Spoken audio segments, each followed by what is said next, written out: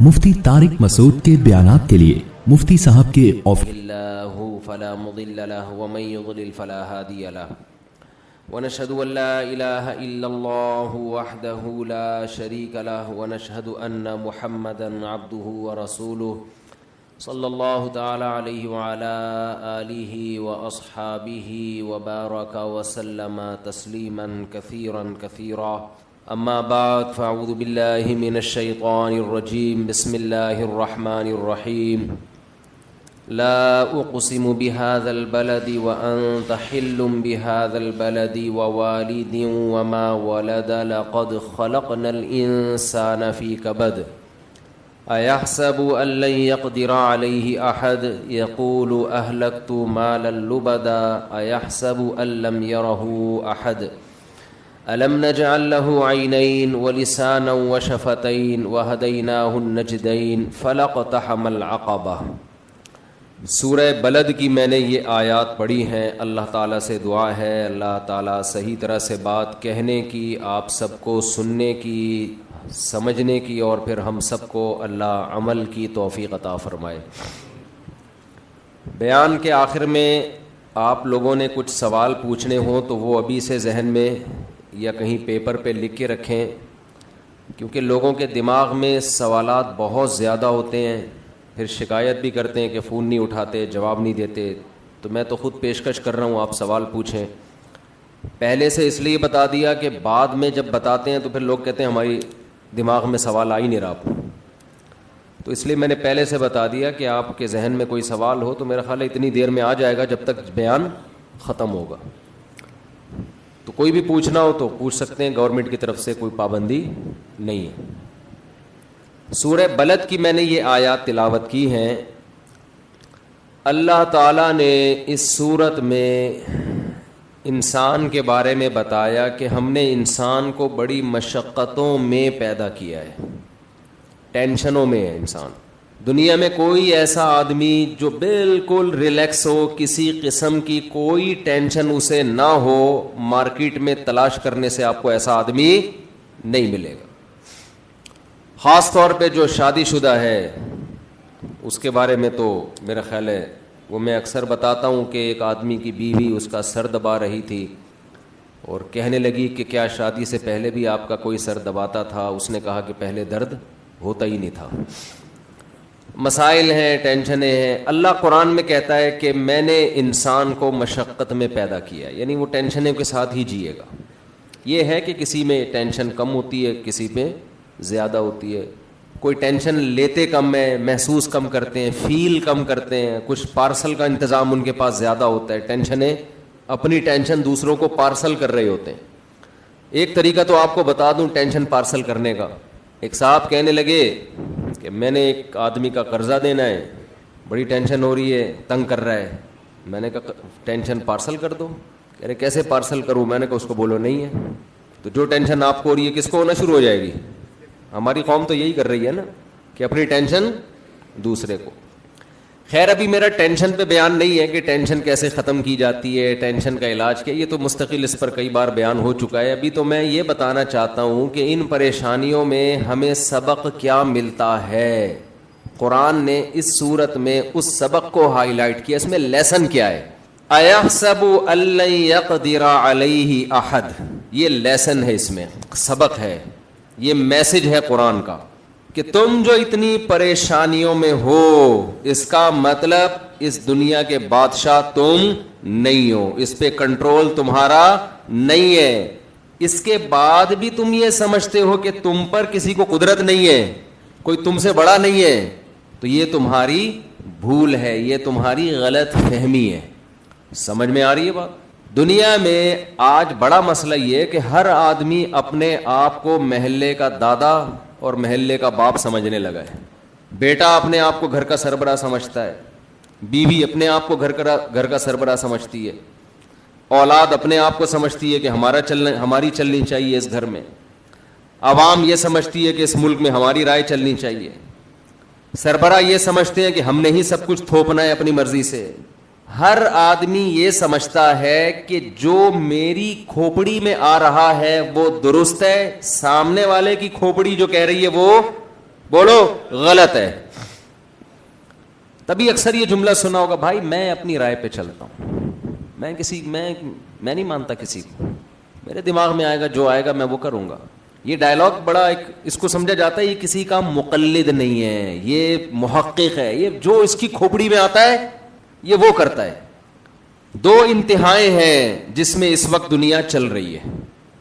ایک انتہا تو یہ ہے جو کچھ لوگ اس میں مبتلا ہیں کہ کھوپڑی کا سرے سے میں پیار سے عقل کو کھوپڑی کہتا ہوں, معذرت کے ساتھ عقل کو میں پیار سے کیا کہتا ہوں, کیونکہ کھوپڑی میں ہی ہوتی ہے نا.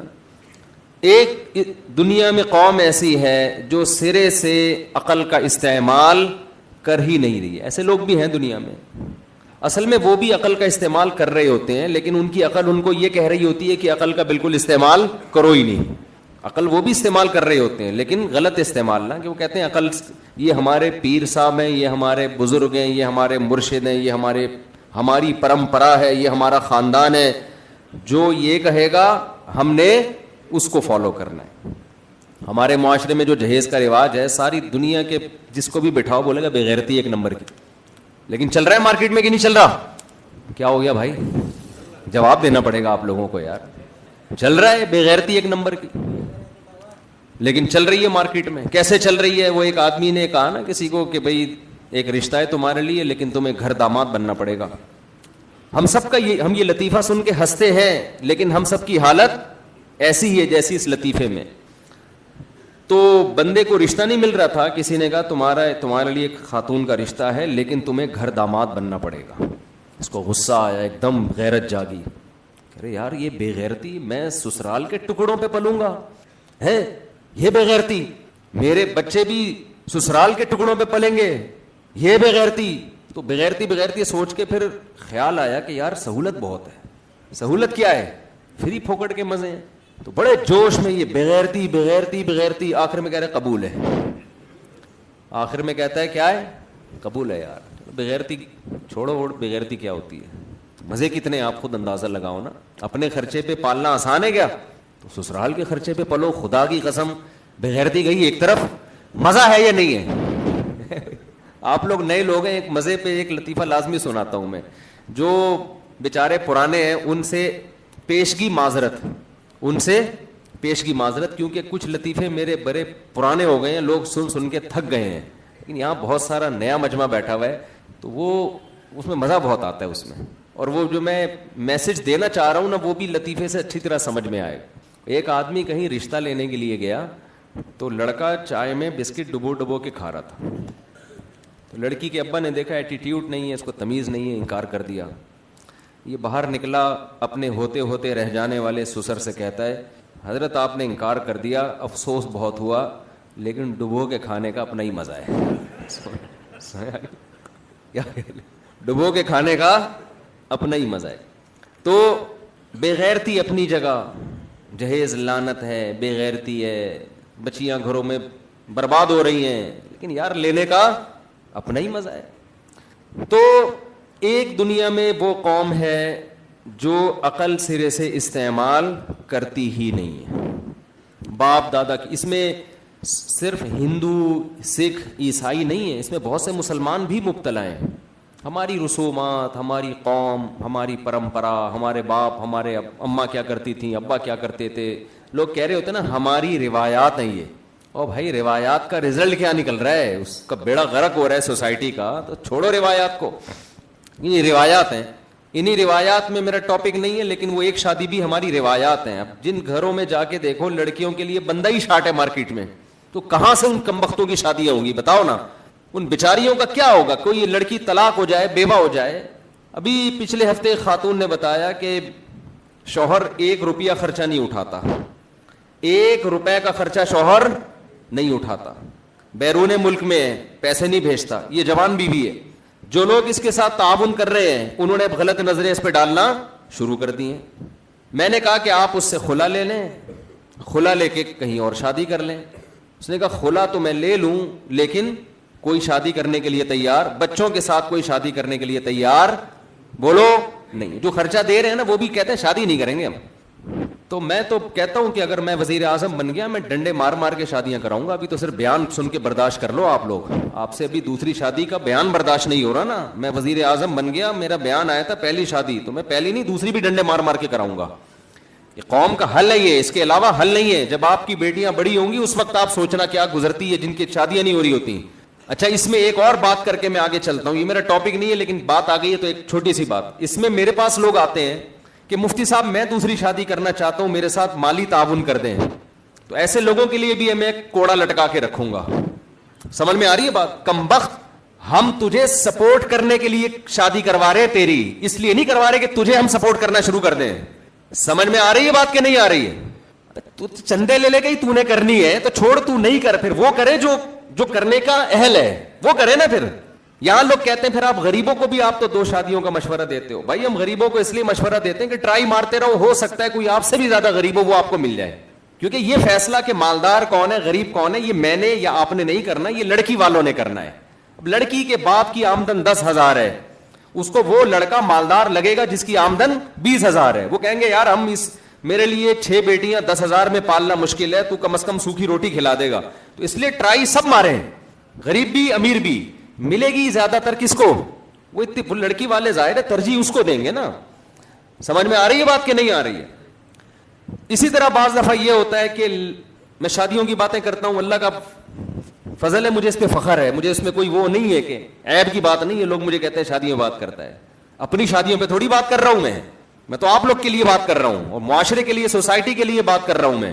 تو دوسرا یہ بھی ہوتا ہے کہ خواتین کہتی ہیں کہ ہم شادی کر رہی ہیں تو ہمارے لیے کوئی مالی انتظام کر دیا جائے. ان کو بھی, ان کے ساتھ بھی میں 5 روپے کا تعاون بولو نہیں کرتا, اس لیے کہ آپ کی ذمہ داری, یہ سوسائٹی کی ذمہ داری نہیں ہے طلاق یافتہ بیوہ کو سپورٹ کرنا اس کی شادی. یہ ذمہ داری وہ اس مخنچو کی ہے جو آپ سے نکاح کر رہا ہے. وہ کمبخت کیوں اپنی بیوی کو چندے منگوا رہا ہے؟ آپ کی کہیں منگنی ہوئی. غیرت مند آدمی کہتا ہے اب یہ ذمہ داری کس کی ہے؟ جو غیرت مند ہوگا نا وہ اس منگیتر سے کہے گا ایک دھیلا کسی سے نہیں لینا, اب تم کس کی عزت ہو؟ میری عزت. ایڈوانس میں پیسے بھیجنا شروع کر دے گا وہ, ایڈوانس میں, کہ بھائی یہ آپ جوڑے کپڑے تیار کر لو, یہ پیسے میں بھیج رہا ہوں, آپ جو بھی خرچہ مرچہ ہوگا زیور شیور لینا یہ میں بھیج رہا ہوں. یہ کیسی غیرت ہے یار کہ اس کی ہونے والی بیوی چندے مانگ رہی ہے, کس کے لیے؟ اپنے شوہر کے لیے مانگ رہی ہے, جو اس کی ذمہ داری تھی وہ پوری کر رہی ہے. تو یہ جو سیکنڈ میرج کا جو سسٹم ہے نا, اس میں 5 روپے بھی کسی کے خرچ نہیں ہوں گے. جتنا خرچہ ہوگا, خرچہ کس کمبخت کا ہوگا؟ اس دولہا کا ہوگا جو کمبخت بیان سن کے شادیوں کا جوش پیدا ہو رہا ہے لیکن اس میں خرچہ کرنے کے لیے اس کا ظرف نہیں بن رہا, تو اس کو کرنا پڑے گا. اس لیے اس میں لوگ ہمارے پاس رابطہ کرتے ہیں, میں کر رہا ہوں تو مالی سپورٹ کریں. تو میں یہ دیکھ رہے ہیں نا آپ لوگ ان کے حوالے کر دوں گا. ایک دفعہ ایک صاحب میرے پاس آئے, کہنے لگے کہ میں آپ کے بیانات سے بہت متاثر ہوا ہوں. آفیسر تھے وہ. میں نے کہا چلو کوئی تو انسپائر ہوا نا. اچھا یہ بھی ایک بات بتا دوں, یہی ناظم آباد میں جب میں نے یہ شروع میں یہ ٹاپک شروع کیا نا 2 شادیاں کو رواج ڈالو, میرے بیانات پر مسجد میں پابندی لگی ہے. ایسا مجھے مسجد سے نکالا ہے. یہ تو میں یہاں آیا تھا تو میں سوچ رہا تھا یہ وہی والی مسجد ہے جہاں سے مجھے نکالا تھا, تو مجھے خیال ہے نہیں یہ وہ والی نہیں ہے. تو یہ تو اب لوگوں میں تھوڑا ظرف پیدا ہو گیا کہ یہ سننے لگے ہیں, کم از کم سننے کی برداشت پیدا ہو گئی ہے. ورنہ ہمیں یاد ہے وہ دن بھی کہ بیان پر پابندی لگی تھی اس لیے کہ اس نے 2 شادیوں کی بات کی کیوں ہے, اس بیس پر. حالانکہ ٹاپک یہ نہیں تھا, بیچ میں تھوڑی سی بات آ گئی تھی. ہم بھی ایسے ڈھیٹ تھے, ہم نے کہا پابندی لگتی رہے ایسے کی تیسی. تو خیر جلدی بس یہ چھوٹی سی بات کر کے پھر میں اصل ٹاپک پہ آ رہا ہوں. وہ چھوٹی سی بات کیا کر رہا تھا میں, ہاں ایک صاحب آئے. آپ لوگ کو بھی مزہ آتا ہے یہی ٹاپک سننے میں. ابھی چہرے دیکھ رہا ہوں, گھننے بنے ہوئے ہوتے ہیں, اوپر سے کہہ رہے ہوتے ہیں کہ یار یہ ٹاپک ٹھیک نہیں ہے, لیکن ایسے ہی چہروں پہ ماشاءاللہ رونقیں دیکھو آپ. ایک صاحب آئے ہمارے پاس, کہنے لگے, پرانی بات ہے, کہنے لگے میں بڑا انسپائر ہوا آپ کے بیان سن کے. اور وہ آفیسر تھے کسی گورنمنٹ کے ادارے میں. کہنے لگے میں کرنا چاہتا ہوں سیکنڈ میرج. ماشاءاللہ. میں نے کہا اچھی بات ہے. کہنے لگے لیکن کچھ میری ریکوائرمنٹ ہے, کچھ مطالبہ ہے. میں نے کہا جی. کہتے ہیں مجھے ایک ایسا رشتہ چاہیے جس کا گھر اپنا ہو. اچھا مجھے ایک گھر لے گئے تھے وہ باقاعدہ, کہ بڑی سیکرٹ قسم کی بہت امپورٹنٹ بات کرنے والے. مجھے گھر لے گئے اپنے. میں چلا بھی جاتا تھا اس وقت, ٹائم اتنا بزی نہیں تھا جتنا آج کل چل رہا ہے. ہاں بھائی بیٹھ گئے. ہم نے کہا سیکنڈ میرج کر رہا ہے بھائی, ماشاءاللہ اس کے گھر چائے تو بنتی ہے نا, ڈبو کے کھائیں گے وہاں بیٹھ کے. تو بیٹھ کے جناب اس نے پھر بات شروع کی کہ میں اصل میں یہ چاہتا ہوں, میں بڑا اس سے اچھا بندہ بھی ذرا شریف سا تھا نا محلے کا. میں نے کہا ماشاء اللہ بڑی خوشی ہوئی. کہتے ایک یہ ہے کہ کوئی ایسا ہو جائے کہ گھر اس کا اپنا ہو. میں نے کہا کہ اچھا چلو, اول تو ہم رشتے کراتے نہیں, لیکن کوئی ایسا رشتہ آیا کہ لڑکی کا گھر اپنا ہو گیا, اول تو ہوتا کہ نہیں ہے ایسا, تو چلو. دوسری بات یہ کہ اصل میں یہ چاہتا ہوں کہ وہ میری والدہ کی بھی خدمت کرے. پہلی وائف میری والدہ کی خدمت نہیں کرتی. میں نے کہا مزید, کہنے کہ مزید یہ کہ اپنا خرچہ وہ خود اٹھائے, اپنا خرچہ وہ بولے. تو اس وقت یہ لوگ نہیں تھے. مجھے بڑا غصہ آیا. مجھے یاد ہے کہ شاید مجھے رونا آ رہا تھا اس وقت کہ یار ہم اتنی محنت کر رہے ہیں ایک چیز سمجھانے کے لیے, اس کا یہ رزلٹ نکل رہا ہے سوسائٹی میں. خدا کے بندے, اچھا اس کہتے ہیں مجھے اولاد بھی نہیں چاہیے اس سے. یار تو پاگل آدمی ہے, تو کیا تجھے شرم نہیں آتی یہ بات کرتے ہوئے؟ تھوڑا سا سوچ لیتا نا. اگر تجھے کوئی ایسا رشتہ بالفرض مل بھی رہا ہے تو کر لیتا, مجھے کیوں بتا رہے بیٹھ کے؟ ہم نے تو کسی پہ پابندی نہیں لگائی, آپ کو جن شرطوں پہ کوئی رشتہ مل جائے آپ کریں, لیکن آپ ہمارے سامنے یہ شرطیں لگا رہے ہیں کہ میں اس طرح سے کرنا چاہتا ہوں. کون سا تیر مار لے گا بھائی تو اس طرح سے کر کے؟ تو میں جو بیان میں نے شروع کیا تھا کہ دیکھو جب ایک دفعہ بغیرت بن جاؤ تو بہت سارے مسائل کیا ہو جائیں گے, حل ہو جائیں گے. بہت سارے مسائل کیا ہو جائیں گے, حل ہو جائیں گے. مغربی اقوام نے یہی کیا ہے. بار بار میں بیان میں ایک چیز ذکر کرتا ہوں کہ مہذب قومیں تھیں, دنیا پہ ان کی حکومت ہے, ترقی یافتہ قومیں ہیں, تہذیب یافتہ کہتے ہیں اپنے آپ کو. ارے بھائی آپ کیسے تہذیب یافتہ ہیں؟ آپ تو زنا بھی کرتے ہیں, آپ تو ہومو سیکچولیٹی کو معاشرے میں فروغ دے رہے, خود بھی کر رہے ہیں اور کرتے بھی ہیں. آپ میں سے بہت سے لوگ اپنے ابا کو بڑھاپے میں اولڈ ہاؤس میں جمع کرا دیتے ہیں. ویسے آپ سارا دن تھینک یو کرتے رہتے ہیں بیٹھ کے, بڑے اچھے اخلاق ہیں. بوڑھے باپ اور بوڑھی اماں کو آپ گھر میں برداشت کرنے کے لیے تیار نہیں ہے. آپ کے ہاں بچے پہلے پیدا ہو رہے ہیں اور ابا اماں کی شادی بعد میں ہو رہی ہے. بچے ابا اماں کی شادی میں تمبو لگا رہے ہیں بیٹھ کے. ہمارے ہاں یہ بغیرتی کا تصور ہے. بولو بھائی کہیں شادی میں جاؤ اور جو تمبو لگا رہا ہو, کرسیاں لگا رہا ہو, کہیں گے یہ میاں بیوی کے بچے ایڈوانس میں پیدا ہو گئے تھے. آپ اس شادی کو چھوڑ کے آ جاؤ گے. یار کیا ہے, مجھے کیا سمجھا ہوا ہے آپ لوگوں نے؟ نشے وہ کر رہے ہیں. کوئی چرسی کو اپنی بیٹی دو گے آپ؟ شرابی کو دو گے؟ وہ ہر آدمی ان میں شراب پیتا ہے, ہر آدمی زنا کرتا ہے. بے تحاشا وہاں لڑکوں سے بدفعلی, لڑکیاں لڑکیوں سے بدفعلی, خاندانی نظام کی ایسی کی تیسی. طہارت کے حکام ان کی ڈکشنری میں نہیں ہے. طہارت کے حکام اب ہونا تو یہ چاہیے ہم ان کو فالو نہ کریں. ہم کہہ رہے ہیں لعنت بھیجتے ہیں ایسے معاشرے پر, لیکن وہ بڑے ہوشیار تھے. دنیا میں جو دادا ہوتا ہے نا محلے کا, وہ دیکھو جب کسی ماتحت غلام پہ الزام لگتا ہے وہ سوری کرتا ہے. بڑے لوگوں پہ جب الزام لگتا ہے نا تو وہ سوری بولو نا نہیں کرتے, تھوڑی سوری کرتے ہیں. ان کو پتا ہے ہم نے سوری کیا تو ہماری بے عزتی ہو جائے گی. وہ کیا کرتے ہیں, تہذیب کی ڈیفینیشن کو چینج کر دیتے ہیں. وہ کیا کرتے ہیں, تہذیب کی ڈیفینیشن کو اپنے حساب سے کاٹ چھانٹ کے بنا لیتے ہیں. وہ کہتے ہیں اس ایکچولی اس سے کیا ہوتا ہے, اگر کسی سے آپ کا سیکشل ریلیشن ہو جائے بغیر میرج کے تو کیا ہے, وہ اس میں کیا خرابی, یہ کیا ہے اس میں ہو کیا رہا ہے؟ اگر بچے پہلے پیدا ہو جائیں تو کیا ہو گیا اس میں؟ اگر ہومو سیکسولیٹی ہو رہی ہے, میں کہتا ہوں بھائی یہ کام تو گدھا بھی نہیں کرتا.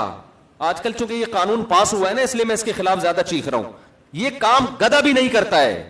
کبھی دیکھا گدھے میں میل کو آپس میں ریلیشن کے لیے اچھا نہیں لگ رہا مجھے یہ باتیں کرنا, لیکن یہ ہماری اسمبلیوں میں قانون پاس ہو گیا. یہ جو کام گدھے گھوڑے کتے بلے نہیں کر رہے, وہ کام اسمبلیوں میں اس کو قانونی حق دیا جا رہا ہے. سمجھ میں آ رہی ہے بات؟ مذہب جب چھوڑو گے نا تمہارا یہ انجام ہوگا. خدا کی قسم, مذہب صرف آخرت کی ضرورت نہیں ہے.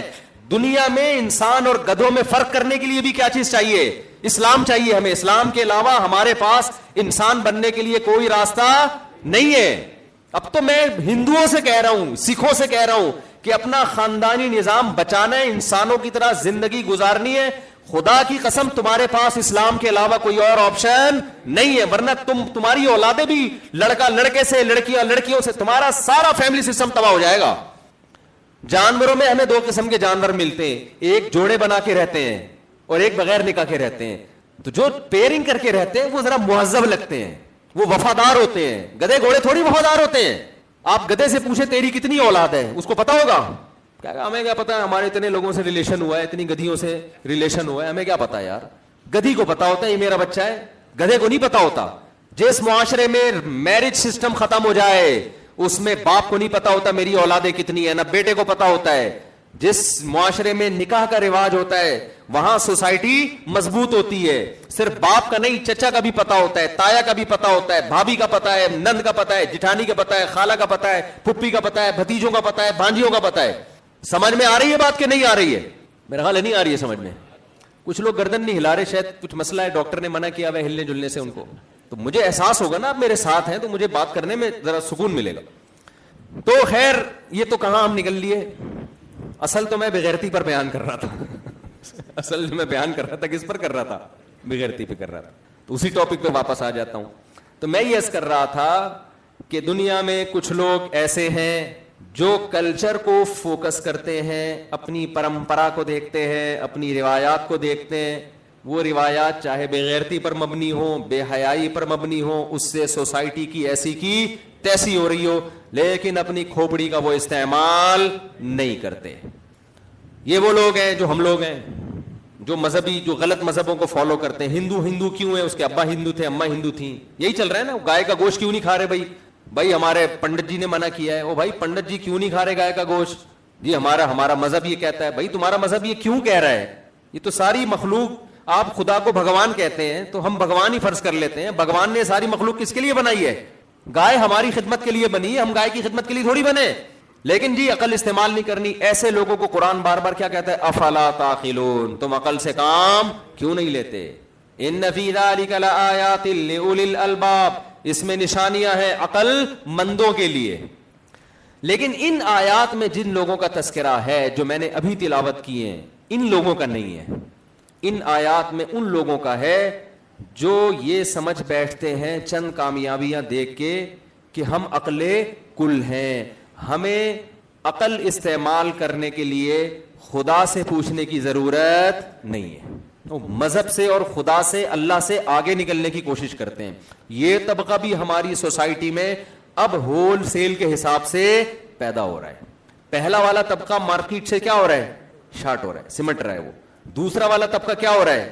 یونیورسٹیوں میں پہلا طبقہ نہیں پیدا کیا جا رہا, یونیورسٹیوں میں دوسرا طبقہ پیدا کیا جا رہا ہے کہ عقل استعمال کرو, عقل استعمال کرو, جو آپ کی کھوپڑی میں آئے اس پہ چلو. تو خوب سمجھ لیں, انسانی عقل ایک طاقت ہے, قوت ہے جو انسان کو گائیڈ کرتی ہے. اللہ نے انسان کو کوئی طاقت اور کوئی قوت ایسی نہیں دی ہے جو لامحدود ہو, جو ہر چیز کا فیصلہ کر سکے. یہ ممکن نہیں ہے. دیکھو ایک وزن رکھا ہوا ہو کہیں, آپ نے اس ویٹ کو اٹھا کے کہیں لے کے جانا ہے, کنوینس کا انتظام نہیں ہے, کوئی جانور کی سواری نہیں ہے, تو لوگ آپ سے کیا کہیں گے؟ بھائی ہاتھ استعمال کرو, خدا نے یہ ہاتھ کیوں دیے ہیں؟ وزن اٹھانے کے لیے. تو 4-5 کلو کی تھیلی ہے آٹے کی, 10 کلو کی تھیلی ہے, اٹھا کے لے جاؤ. آپ نے کہا یار کیا خاندانی بات کی ہے, خدا نے ہاتھ مجھے کیوں دیے؟ وزن اٹھانے کے لیے نا. یار اس بندے نے تو میرا مسئلہ ہی حل کر دیا. اب کیا ہے کہ کہیں آپ کا جانا ہوا جی, 1 من کی بوری پڑی ہوئی ہے آٹے کی, 1 من کی بوری پڑی ہوئی, تو اب آپ سواری کا انتظام نہیں کر رہے, کوئی گاڑی کرائے پہ لے لو یا کوئی جانور لے لو. کہ تم نے ہی تو کہا تھا یہ ہاتھ اللہ نے کیوں دیے ہیں بھائی؟ استعمال کرنے کے لیے نا. تو میں ان ہاتھوں سے یہ 1 من بوری اٹھاؤں گا. تو اگلا کہے گا بھائی ہاتھ سے 10 کلو 15 کلو 20 کلو 30 کلو اتنا تو اٹھ سکتا ہے, ایک نارمل آدمی 40 کلو کی بوری نہیں اٹھا سکتا. اگر تم نے یہ اٹھائی تو اس کے بعد تم دنیا میں کچھ بھی اٹھانے کے قابل نہیں رہو گے. پھر تمہیں لوگ اٹھائیں گے, پھر ساری زندگی لوگ تمہیں اٹھا کے گھومتے رہیں گے. کمر میں کوئی لچک آ جائے گی یا کوئی مری جاؤ گے, کچھ بھی ہو سکتا ہے, تو پھر لوگ تمہیں اٹھا کے اسپتال بھاگیں گے. اس لیے اللہ کا واسطہ ایسی حماقت کی کوشش نہ کریں. دیکھو 10 کلو کی بوری رکھی ہوئی ہے, اسے آپ ہاتھ سے نہیں اٹھا رہے, یہ بھی حماقت ہے. اور 40 کلو کی بوری ہاتھوں سے اٹھا رہے ہو, یہ بھی کیا ہے؟ بولو, حماقت ہے. خوب سمجھ لو, جہاں عقل کا دائرہ کار ہے, عقل صحیح اور غلط کا فیصلہ کر سکتی ہے, وہاں بھی عقل استعمال نہیں کر رہے. اسلام کہتا ہے یہ بھی حماقت ہے. وہاں اسلام بار بار افلا تعقلون, عقل سے کام کیوں نہیں لیتے. اور جہاں جو چیز ہماری عقل کے دائرے میں نہیں آتی, ہماری عقل کی باؤنڈری سے باہر ہے, وہاں بھی کھوپڑی استعمال کرنا یہ پرلے درجے کی حماقت ہے. کھوپڑی غلط استعمال ہو کر ایسی غلط گائیڈ کرے گی کہ ساری زندگی پھر کھوپڑی استعمال کرنے کے قابل نہیں رہو گے. نیچر اور فطرت چینج ہو جائے گی آپ کی. میں جلدی سے ایک مثال سے بات سمجھا کے آگے چلتا ہوں. عقل کا دائرہ کیا ہوتا ہے, کہاں تک عقل جاتی ہے اور کون سی چیز عقل کے دائرے سے باہر ہے, اس کو مثال سے سمجھیں. ایک آدمی آپ سے آ کے کہتا ہے کہ 2 کو 3 سے ضرب دیا جائے تو جواب 6 آتا ہے. یہ بات آپ کی عقل میں آتی ہے کہ نہیں آتی؟ اس لیے کہ 2 × 3 کا مطلب 2 کو 3 مرتبہ فرض کر لیں آپ, 2 پھر 2 پھر 2. آپ نے کیا کیا, جواب آیا. بھی آپ نے اپنی کھوپڑی, کیلکولیٹر کی بھی ضرورت نہیں ہے آپ کو, کھوپڑی استعمال کی, کھوپڑی فوراً فیصلہ کرے گی یار بندہ کیا کہہ رہا ہے, درست بات کر رہے ہیں. اب کیا ہے, آپ کے ایک بزرگ تھے بہت بڑے پہنچے ہوئے اللہ والے, ہر وقت اللہ اللہ میں لگے رہتے ہیں, تہجد کبھی نہیں چھوٹی, آج تک زندگی میں کبھی انہوں نے جھوٹ, بول لو نا یار, نہیں بولو. اتنے نیک کہ بس کیا بتاؤں, کردار کے ایک نمبر. جب کوئی بات کہیں پوری ہوئی, پیشگوئیاں ان کی پوری ہو رہی ہیں, انہوں نے ایک دن آپ سے آ کے کہا, آپ عقیدت میں پاگل ہو گئے نا کہ یار اس جیسا میں نے خدا کی قسم نیک آدمی دنیا میں کبھی نہیں دیکھا, اور آج تک اس نے کوئی غلط بات نہیں کی. اس نے جو تبصرے عمران خان کے بارے میں کیے وہ صحیح نکلے, جو مسلم لیگ کے بارے میں کیے وہ صحیح نکلے, جو پیشگوئیاں تو تجزیہ, کبھی دنیا میں غلط بات اس کی زبان سے نکلتی ہی نہیں. اتنا نیک آدمی ہے. یہ ہوتے نہیں ہے لیکن فرض کر لیں, فرض کرنے میں گورنمنٹ کی طرف سے کوئی پابندی نہیں ہے. اس نے کہا کہ 2 اور 2 7 ہوتے, 2 ضرب 3 کتنے ہوتے ہیں, بولو 7. آپ مان لو گے, بولو نا. آپ کہو گے یار میں عقل میں تو نہیں آتا, لیکن یہ اتنے بڑے بزرگ ہیں یار, یہ بہت اللہ والے ہیں بھائی, یہ صحیح کہہ رہے ہیں. اگلا کہتا ہے یار عقل استعمال کرو, کہہ رہے ہماری عقل ان بزرگ کے مقابلے میں کہاں بھائی, ہم 2 ٹکے کے, اور یہ بزرگ یہ ہم سے کروڑہ گنا زیادہ عقل مند ہیں, یہ کبھی بھی غلط نہیں کہہ سکتے. اس موقع پہ آپ کا یہ تبصرہ صحیح ہوگا؟ بالکل بھی صحیح نہیں ہوگا بھائی. جتنے بھی بڑے بزرگ ہیں, بات یہ ہے کہ 2 + 2 + 2 کسی کا باپ بھی ساتھ نہیں کر سکتا. یہ چیز آپ کی عقل کے دائرے میں آ رہی ہے. تبھی کہتے ہیں یعرف الرجل بالعمل لا یعرف العمل بالرجل. عربی کا مقولہ ہے, کسی شخص کو بات عمل کے ذریعے پہچانا جاتا ہے, نہ کہ عمل کو شخصیت کے ذریعے پہچانا جاتا ہے. سمجھ میں آ رہی ہے بات؟ کیا مطلب, ایک آدمی نے عمل کیا, اس نے کہا کہ 2 + 2 + 2 7 ہوتے ہیں. آپ اس عمل سے اس شخص کو نہیں پہچان, آپ اس شخص کی وجہ سے اس عمل کو ٹھیک نہیں کہو گے, آپ اس کے اس عمل کی وجہ سے آئندہ فیصلہ کرو گے کہ میں اس کو بزرگ سمجھتا تھا, آج ثابت ہو گیا کہ یہ بندہ کیا ہے, 2 نمبر ہے, جھوٹ بول رہا ہے. یہ سمجھ میں آ رہی ہے بات کہ نہیں آ رہی ہے؟ بندہ عمل سے ٹریس کیا جاتا ہے یہ بندہ کیسا ہے, نہ کہ بندے سے عمل ٹریس کیا جاتا ہے کہ بندہ اچھا ہے لہذا جو بھی کر رہا ہے وہ کیا ہوگا, اچھا ہوگا. یہ غلط ہے. شخصیتوں کو ان کے عمل سے پہچانا جاتا ہے, نہ کہ عمل کو کس سے پہچانا جاتا ہے, شخصیت سے. لوگ کہتے ہیں فلاں کر رہے لہذا بالکل ٹھیک ہوگا. نہ نہ نہ نہ بھائی, اگر عمل ٹھیک ہے تو پھر فلاں ٹھیک ہے, عمل ٹھیک نہیں ہے تو فلاں ٹھیک نہیں ہے. تو ایسے موقع پہ اگر آپ نے ان بزرگ کے کہنے سے کہ یار اتنے نیک آدمی ہیں, یہ اگر کہہ رہے ہیں 2 + 2 + 2 7 ہوتے ہیں, بھائی یہ بزرگ غلطی نہیں کر سکتے. تو ایسے موقع پہ غلطی کون کر رہا ہے, آپ. کہ جہاں جو چیز عقل کے دائرے میں آتی ہے آپ وہاں عقل استعمال نہیں کر رہے. خوب سمجھ لو, اگر کوئی شخص پیغمبر ہونے کا دعویٰ کرے, چاہے کوئی بھی ہو, اور وہ عقل کے خلاف بات کرے, تو اس سے یہ نہیں کہ اس جس نے پیغمبر کا دعویٰ کیا ہم اس کی عقل کے خلاف بات کو اس لیے مان لیں کہ یہ اس کا ہماری نظر میں پیغمبر ہونا ثابت ہو گیا ہے. نہ نہ نہ نہ, بلکہ اس غلط بات کی وجہ سے اس کا پیغمبر ہونا کیا ہو جائے گا, مشکوک ہو جائے گا. سمجھ میں آ رہی ہے بات؟ تبھی ہمارے نبی صلی اللہ علیہ وسلم نے کوئی ایسا دعویٰ نہیں کیا جو عقل کے خلاف ہو. تو یہ ہے عقل کے خلاف. یہ مثال سمجھ میں آئی؟ کچھ چیزیں ہوتی ہیں جو عقل کے خلاف نہیں ہوتی, ما ورائے عقل ہوتی ہیں. ہماری عقل کی پہنچ سے کیا ہوتی ہیں, بالا تر. یہی 2 اور 2 4 والی مثال لے لیتے ہیں. ایک بندے نے آپ سے کہا 2 کو 3 سے ضرب دیا جائے 6 جواب آتا ہے, آپ کہیں گے بالکل صحیح. ایک نے کہا 2 کو 3 سے ضرب دیا جائے 7 جواب آتا ہے, آپ کہیں گے ایسی کی تیسی, بکواس کر رہا ہے, جھوٹ بول رہا ہے, ہو ہی نہیں سکتا. آپ کا فیصلہ تجزیہ درست. ایک بندہ آیا کہہ رہے 356 ضرب 888 کو اگر آپس میں ضرب دے کے 6281 سے تقسیم کیا جائے تو 256 جواب آئے گا. آپ کی عقل فیصلہ کر سکتی ہے کہ ٹھیک کہہ رہا ہے غلط کہہ رہا ہے؟ کہو گے بھائی پتہ نہیں آئے گا کہ نہیں آئے گا یار. آپ کہو گے بھائی مجھے نہیں پتا کہ کیا جواب آئے گا, یہی کہو گے نا. کہو گے بھائی کالو کے لیٹر سے پوچھوں, کیلکولیٹر کو میں پیار سے کالو کا لیٹر بولتا ہوں, کالو کے لیٹر سے میں پوچھوں گا یہاں میری عقل کیا ہے. تو بہت ذہین دماغ ہوگا, وہ ہو سکتا ہے دماغ میں کیلکولیشن کر کے بتا دیں گے. نارمل کھوپڑی والا وہ نہیں فیصلہ کر, وہ کہے گا یا تو مجھے کاپی پینسل پہ ضرب تقسیم کرنے دو کاپی لے کے, یا مجھے کالو کا لیٹر استعمال کرنے دو. کالو کے لیٹر نے اگر کہا جواب آ رہا ہے تو مان لوں گا. یہاں میری عقل نہیں, یہاں کالو کا لیٹر ہی جا سکتا ہے جو سائنسدانوں کی ایجاد کردہ ایک مشین ہے. یہاں وسیم کا لیٹر جو بھی صاحب ہیں ان کی کھوپڑی نہیں جا سکتی. یہاں یہ میری عقل سے کیا ہے, بالت ہے. یہاں اگر وہی بزرگ آ کے کہہ دے کہ 356 کو 288 ضرب دے کے فلاں سے ڈیوائڈ کیا جائے تو یہ جواب آئے گا, آپ کہیں گے بھائی آئے گا, حضرت جی اتنے بڑے بزرگ ہیں, انہوں نے آج تک کبھی جھوٹ نہیں بولا. یہاں پر عمل کے صحیح ہونے کا فیصلہ آپ شخصیت کو دیکھ کے کر رہے ہو, اور یہ بالکل درست ہے. ظاہر ان بزرگ نے زندگی میں کبھی غلط کیلکولیشن نہیں کی, ریاضی کا ماہر بھی ہیں اور بڑا تیز دماغ بھی ہے اور بہت نیک ہیں. وہ اگر کہہ رہے 356 کو 848 سے ضرب دے کے فلانے ڈمکانے سے تقسیم کیا جائے تو یہ جواب آئے گا, یار میں یقین سے کہتا ہوں یہی جواب آئے گا, حضرت نے کیلکولیشن کی بھی ہوگی پہلے سے. یہاں عمل پہچانا جا رہا ہے شخصیت سے. شخصیت کہہ رہی ہے کہ یہ عمل ٹھیک ہے تو ہم کہیں گے ٹھیک, کیونکہ شخصیت کے بارے میں ہم پہلے فیصلہ کر چکے ہیں. اور اگر شخصیت کہہ رہی ہے کہ عمل غلط ہے تو ہم مان لیں گے غلط ہے, کہ حضرت ہمارے پاس تو ٹائم نہیں ہے, نہ کھوپڑی ہے, آپ کو ہم نے کبھی جھوٹ بولتے ہوئے نہیں سنا, یہاں ہم مان لیں گے. میں سمجھا پا رہا ہوں؟ تو پتا چلا کہ کبھی عمل سے پتا چلتا ہے بندے کا, کبھی بندے سے پتا چلتا ہے عمل کا. کب پتا چلتا ہے؟ جب عمل آپ کی عقل کے دائرہ کار میں آتا ہے تو پھر عمل پہلے دیکھا جائے گا, بندہ بعد میں. اور جب عمل آپ کے دائرہ کار سے باہر ہے تو بندے کا تجزیہ پہلے کیا جائے گا, عمل کے صحیح اور غلط ہونے کا فیصلہ بعد میں کیا جائے گا. اگر ہمارے پیغمبر یا اسلام نے ہمیں کوئی ایسی بات بتائی ہوتی جو عقل کے اگینسٹ ہوتی, اسلام اگر قرآن میں یہ کہتا کہ 2 اور 2 5 ہوتے ہیں تو یہ قرآن کے غلط ہونے کی دلیل ہوتی. ہم کہتے ہیں یہ اللہ کا کلام نہیں ہو سکتا, یہ تو گراؤنڈ ریئلٹی کے خلاف بات کر رہا ہے. اگر اسلام یہ بتاتا کہ سورج مغرب سے نکلا کرتا ہے اور مشرق میں غروب ہوتا ہے, ہم کہتے ہیں بھائی ہم تو صبح شام دیکھ رہے ہیں, مشرق سے نکل رہا ہے. اگر نبی صلی اللہ علیہ وسلم عقل کے اگینسٹ بات کرتے, گراؤنڈ ریئلٹی کے خلاف بات کرتے, تو یہ آپ کے برحق نبی ہونے کی دلیل نہیں ہوتی.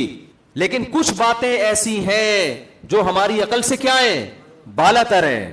وہاں ہم شخصیت کو پہلے دیکھیں گے, شخصیت درست ہے تو ہم ان کی باتوں پر ایمان لائیں گے, شخصیت درست نہیں ہے تو ہمیں ان کی باتوں پر ایمان لانے کی اجازت نہیں ہے. پھر وہ کون سی باتیں ہیں؟ جنت کا تصور, جہنم کا تصور, مرنے کے بعد عذاب ہوتا ہے, موت کے بعد کی زندگی سائنس کی دسترس میں نہیں ہے.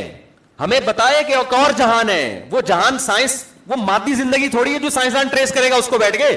آج لوگ پوچھ رہے ہوتے ہیں قبر کے عذاب پہ کوئی سائنسی رپورٹ پیش کرو. میں کہتا ہوں آپ جب سوتے میں خواب دیکھتے ہو, کوئی سائنسدان ثابت کر سکتا ہے کہ خواب میں خوش تھا یا یہ خواب میں کیا دیکھ رہا تھا؟ خواب میں آپ کی اپنی خواب میں آپ گولے گنڈے کھا رہے ہو.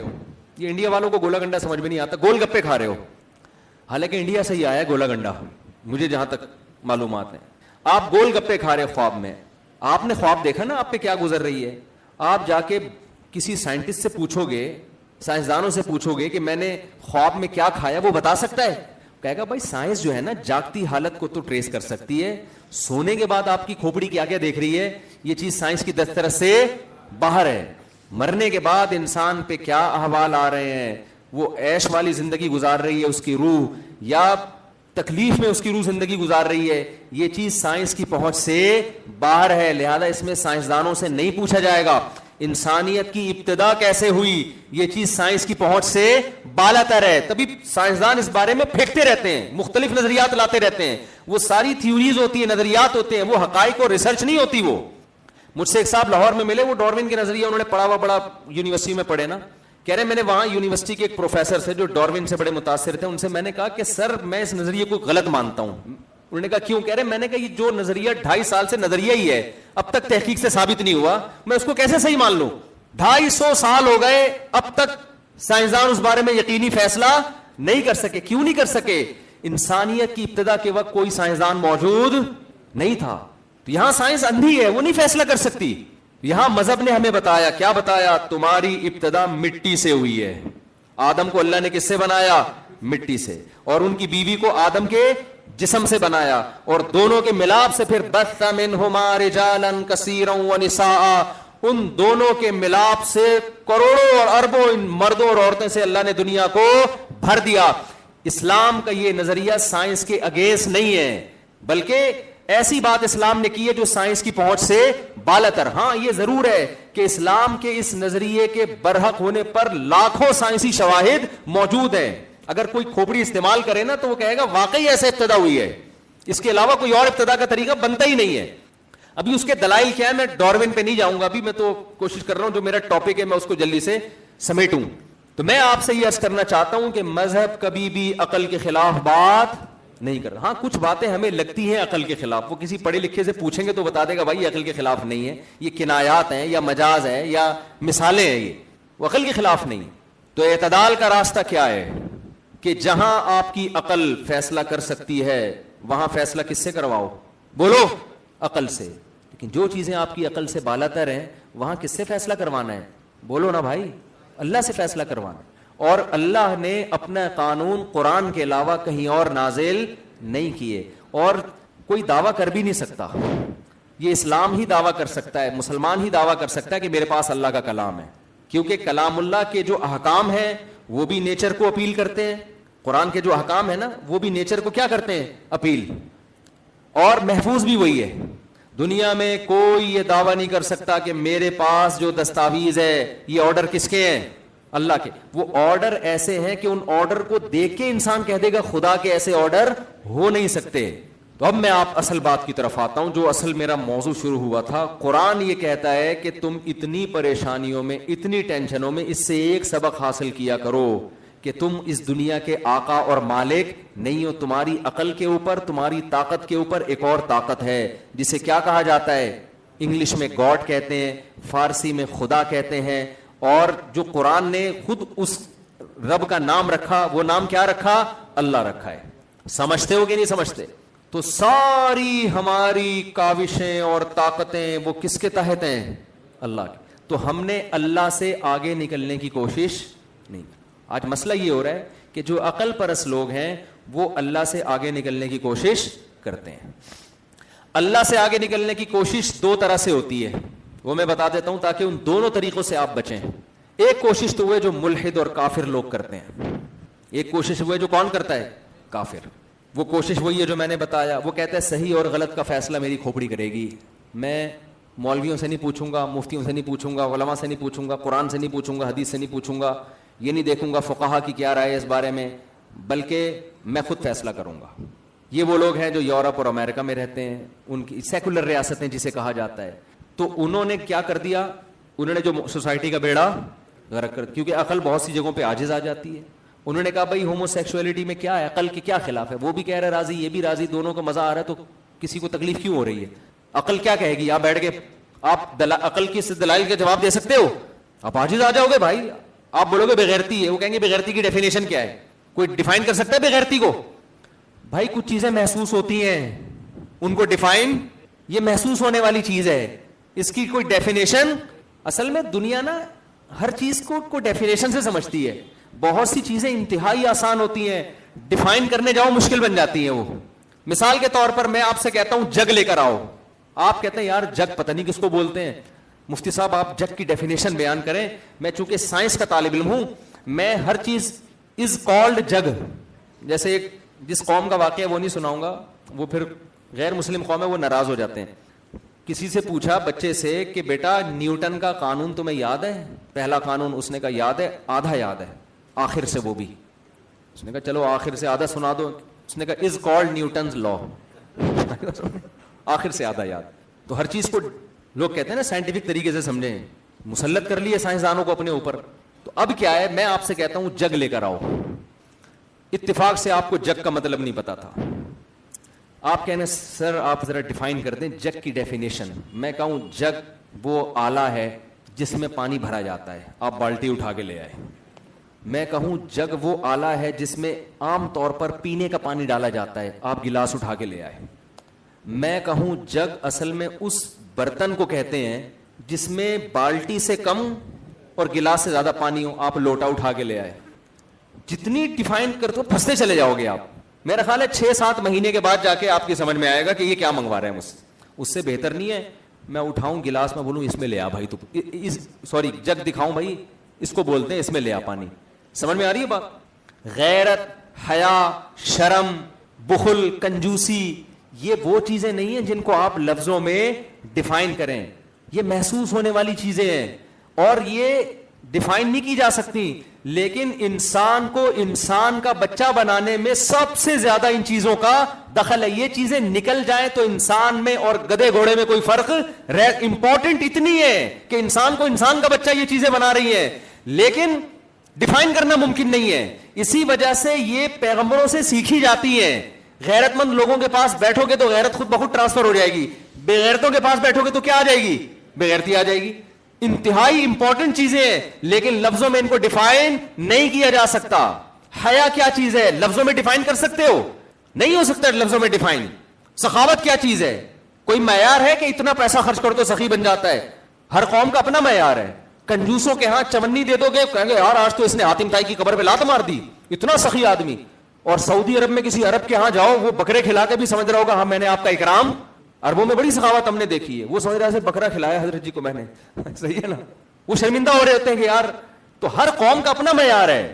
تو یہ ساری چیزیں جو اخلاقی برائیاں ہیں نا, اخلاقی. میرے پاس ایک فرانس سے انگریز آئی, وہ اسلام قبول کرنا چاہتی تھی, وہ اس کی پیچھے پڑی ہوئی تھی اسلام ہومو سیکسولیٹی کو منع کیوں کر رہا ہے, کہ اس میں خرابی کیا ہے, یہ تو بغیرتی ہے.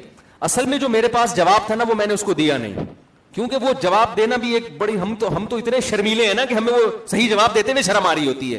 اب مجھے ابھی یہاں بھی شرم آ رہی ہے, میں یہاں بھی نہیں دوں گا جواب. میں نے کہا اور بہت سارے کام ایسے ہیں جن کو آپ بھی غلط کہتے ہو. کوئی وہ کام کرے گا آپ اس کو سوسائٹی سے نکال دو گے, لیکن عقل سے اس کو بھی آپ ڈیفائن نہیں کر سکتے. محرم رشتوں سے شادیاں, یہ گورے بھی غلط سمجھتے ہیں, لیکن کل ان کے ہاں یہ بھی الاؤ ہو جائے گا, اس پہ بھی قانون سازی ہو جائے گی. ایک ملحد سے, ایتھیسٹ سے کسی نے پوچھا نا, کوئی اپنی معاذ اللہ نقل کفر گندا لفظ زبان سے بول رہا ہوں سمجھانے کے لیے, کوئی اپنی بیٹی سے شادی کرتا ہے تو اس کی کیا دلیل ہے غلط ہونے کی؟ اس نے کہا تو گندگی ہے, بدبو ہے. یار آج تم کہہ رہے ہو بدبو ہے, کل تم کہو گے اس میں کیا خرابی ہے, ورنہ کل یہ ہومو سیکسولیٹی کو تم کہتے تھے گندا عمل ہے, بدبودار عمل ہے, آج تم اس کو کہہ رہے ہو لیگل ہے. انسان اگر وحی کی تعلیمات, خدائی تعلیمات کو سائڈ پہ رکھ دے تو ہر گندگی پہ لیبل کون سا لگانا شروع کرے گا؟ اچھائی, کہ اس میں خرابی کیا ہے. تو میں جو اصل بات لے کے چلا تھا نا اس کو بھی میں چھوٹا سا کمپلیٹ کر دوں. تو میں یہ کہہ رہا تھا کہ جب کوئی محلے کا دادا ہوتا ہے نا, وہ جب برائیاں کر رہا ہوتا ہے تو بجائے اس کے کہ وہ سوری کرے اور کہے کہ تہذیب مجھ سے مت سیکھو, میں تو چرس پیتا ہوں, میں تو ہیروئن پیتا ہوں, تہذیب کے لیے کسی بزرگ کے پاس چلے جاؤ. لیکن اگر وہ متکبر ہوگا, محلے کا دادا ہوگا, تو بجائے اپنی اصلاح کرنے کے, رونے دھونے کے, وہ تہذیب کی ڈیفینیشن کو کیا کر دے گا؟ چینج. تو یورپ نے یہی کیا ہے میرے بھائی. انہوں نے کہا جب وہ اخلاقی برائی, مذہب چھوڑا انہوں نے, عیسائیت بھی تو اچھی تعلیمات دیتی تھی نا, انہوں نے جب عیسائیت کو نکالا اپنی حکومت سے اور اپنے سوسائٹی سے تو زنا بھی پھیل گیا, ولد الزنا, بچے پیدا ہونا شروع ہو گئے. ان کے لوگوں نے احتجاج کیا کہ بھئی حلال اور حرام بچے میں کیا فرق رہ گیا, پھر دونوں کا جب ابا میں وہی نام ڈالا جا رہا ہے. تو انہوں نے کہا اس سے کچھ بھی نہیں ہوتا, نکاح تو ایک میوچل انڈرسٹینڈنگ سے ایک چیز ہے. ارے جب میوچل انڈرسٹینڈنگ سے آپ نے ایک چیز رکھی ہے تو پھر ڈیورس پر آدھی جائیداد کیوں دینی پڑ رہی ہے اس کو؟ میوچل انڈرسٹینڈنگ سے جب مل سکتے ہیں تو جدا بھی ہو سکتے ہیں. نہیں جی, فیملی سسٹم کو ہم نے بچانا ہے, لہذا طلاق دی تو آدھی جائیداد بھی, جو طلاق دے گا اس کو بھی آدھی جائیداد دینی پڑے گی. اس کا مطلب آپ فیملی سسٹم کی اہمیت کو بھی مان رہے ہو. تو یہ دو نمبریاں کہتے ہیں نا, ایک جھوٹ جب انسان بولتا ہے تو اسے چھپانے کے لیے کتنے جھوٹ بولنے پڑتے ہیں؟ 100 جھوٹ بولنے پڑتے. ہوتا ہے کہ نہیں ہوتا ایسے؟ تو جو مغربی اقوام ہیں وہ یہی کر رہی ہیں. ایک غلط کام کیا نا, خدا کو اپنی ڈکشنری سے کیا کیا؟ سیکولر ریاستوں نے نکال دیا. اب جب نکالا ہے تو بھائی بے غیرتی کسے کہتے ہیں, غیرت کسے کہتے ہیں؟ یہ تو مذہب بتاتا تھا نا.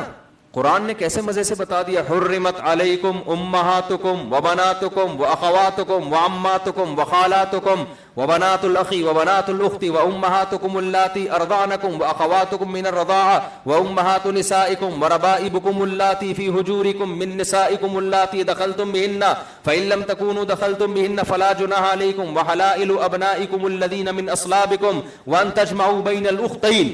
یہ سارے رشتے ایک ایک کر کے قرآن میں آسمان سے نازل کر دیے کہ ان رشتوں سے تمہارا نکاح نہیں ہو سکتا, یہ تمہارے محرم ہیں, ان کے بارے میں تمہارے دل میں ڈیزائرز پیدا ہوئی تو یہ پرلے درجے کی بے غیرتی اور بے شرمی ہے. سمجھ میں آ رہی ہے بات کہ نہیں آ رہی؟